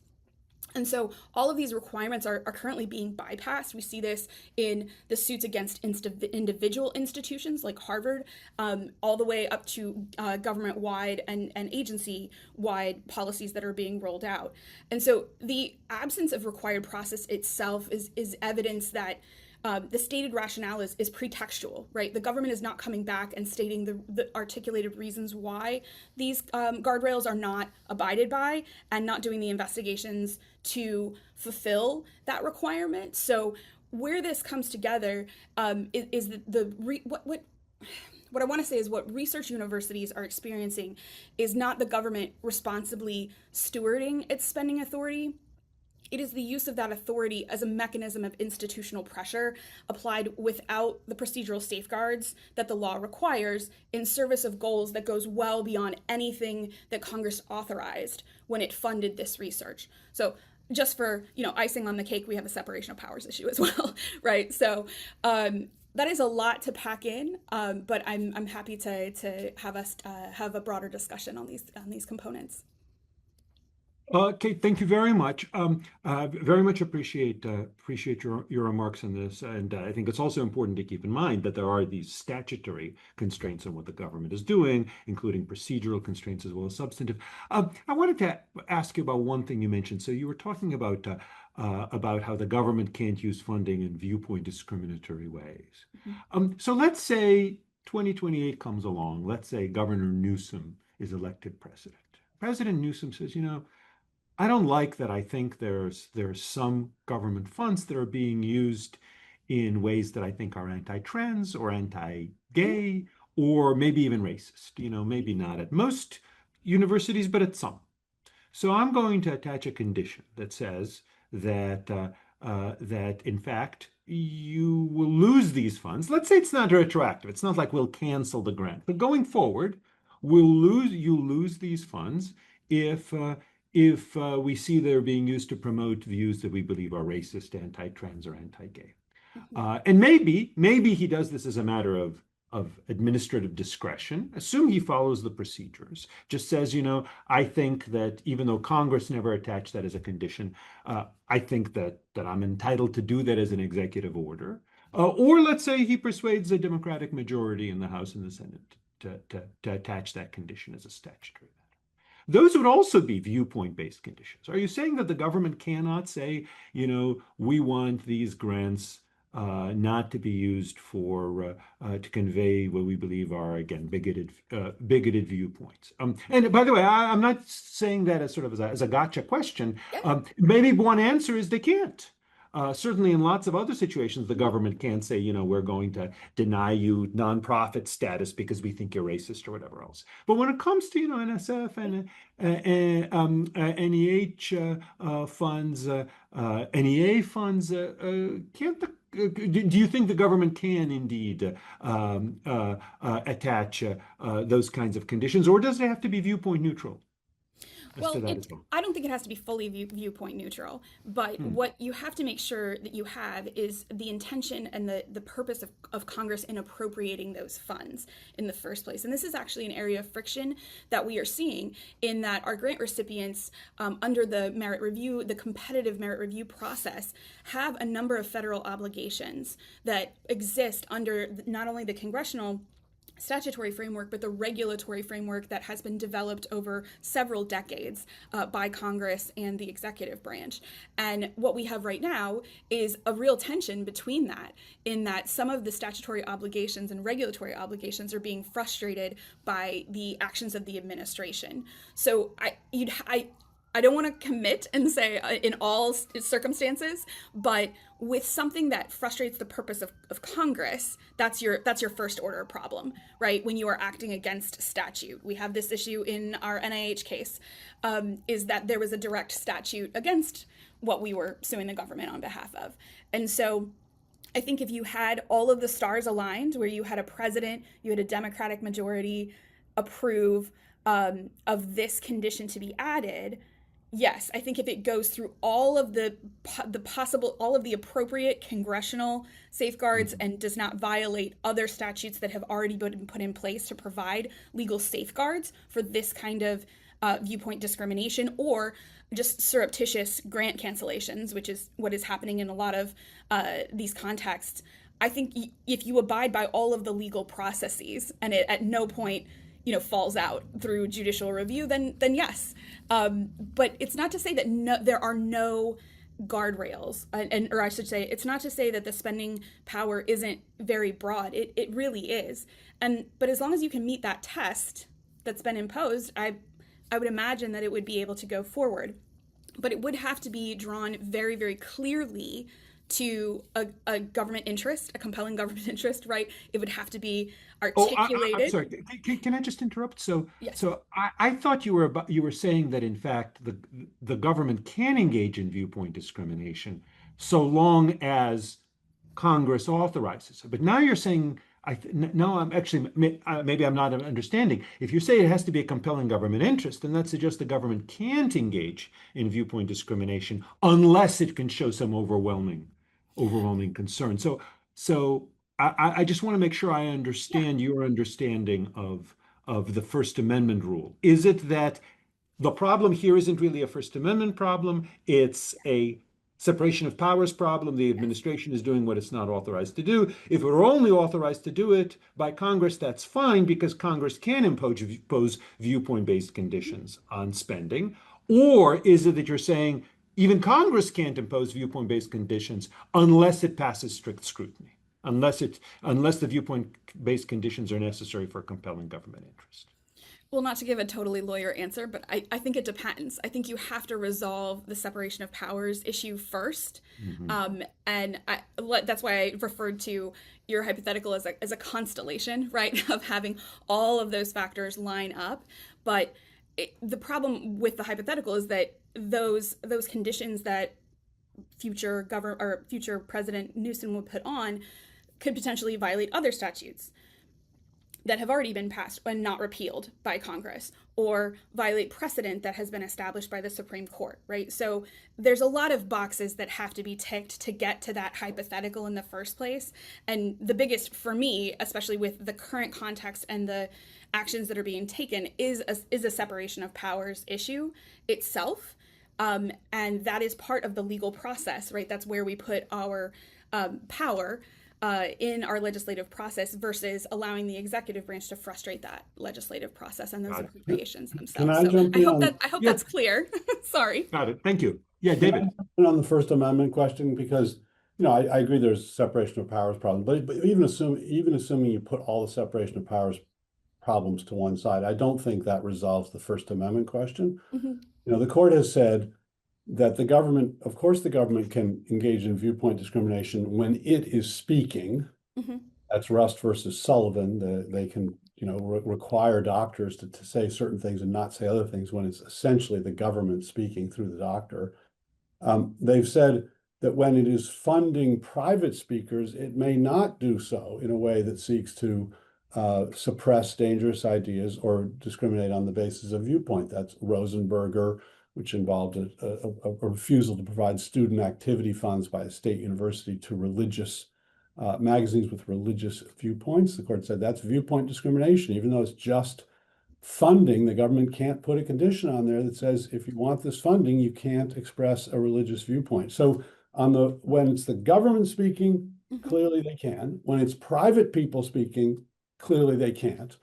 I think the difficulty comes when you've got sort of government curation of private speech, where the person who is getting the funding is speaking on their behalf. They are not a government speaker, but the government is making some selection decisions as a curator. Those are hard questions, but I think again, if you are doing it for the purpose of suppressing dangerous ideas, and NEA versus Finley, the case I litigated against the NEA for restricting funding to arts performers, the court said that in that case the restriction was okay because it didn't impose a viewpoint restriction. But if it were to deny funding to NEA grant recipients based on their viewpoints, that would violate the First Amendment. And in fact, I'm co-counsel with the ACLU in a case that has challenged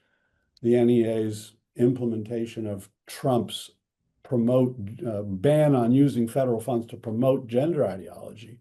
And we've won in the district court on the ground that the government can't discriminate on the basis of viewpoint, even though it is deciding how its funds should be spent. It can't say they can't be spent to promote gender ideology. So I think it's and in the context of the academy, where you've got a particularly strong notion of academic freedom, public universities have academic freedom rights, I believe, as against the state in regulating. I think you have even stronger arguments.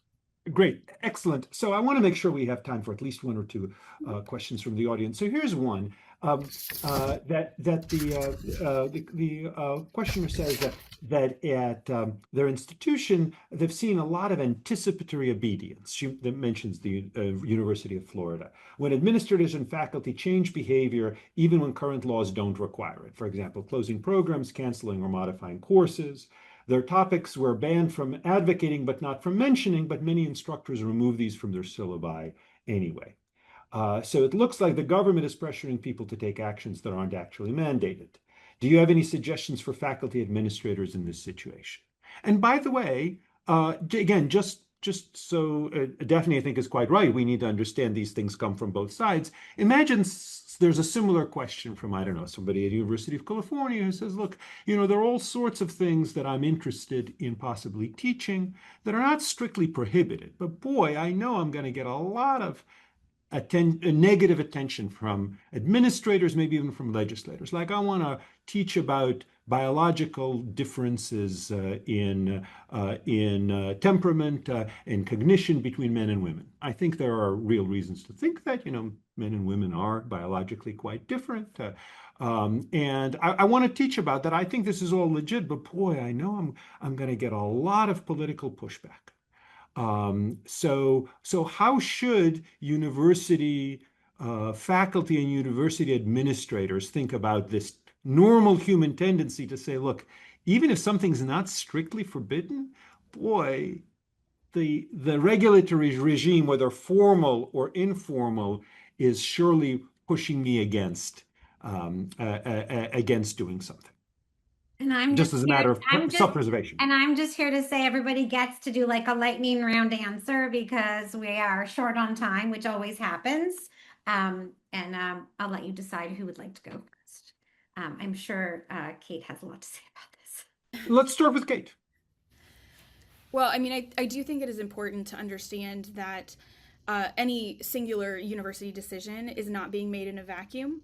As much as we talk about things that are happening at the federal level, as Mr. Gilman said in the last panel, these things are happening with even greater frequency at the state level, and that is also where we see a lot of appropriations, coercion, so to speak. I mean, most notably in the Wisconsin president just resigning today or being terminated today, right, for potentially making a bad deal that the trustees disagreed with. So there are a lot of different variables that go into the university's decision-making process.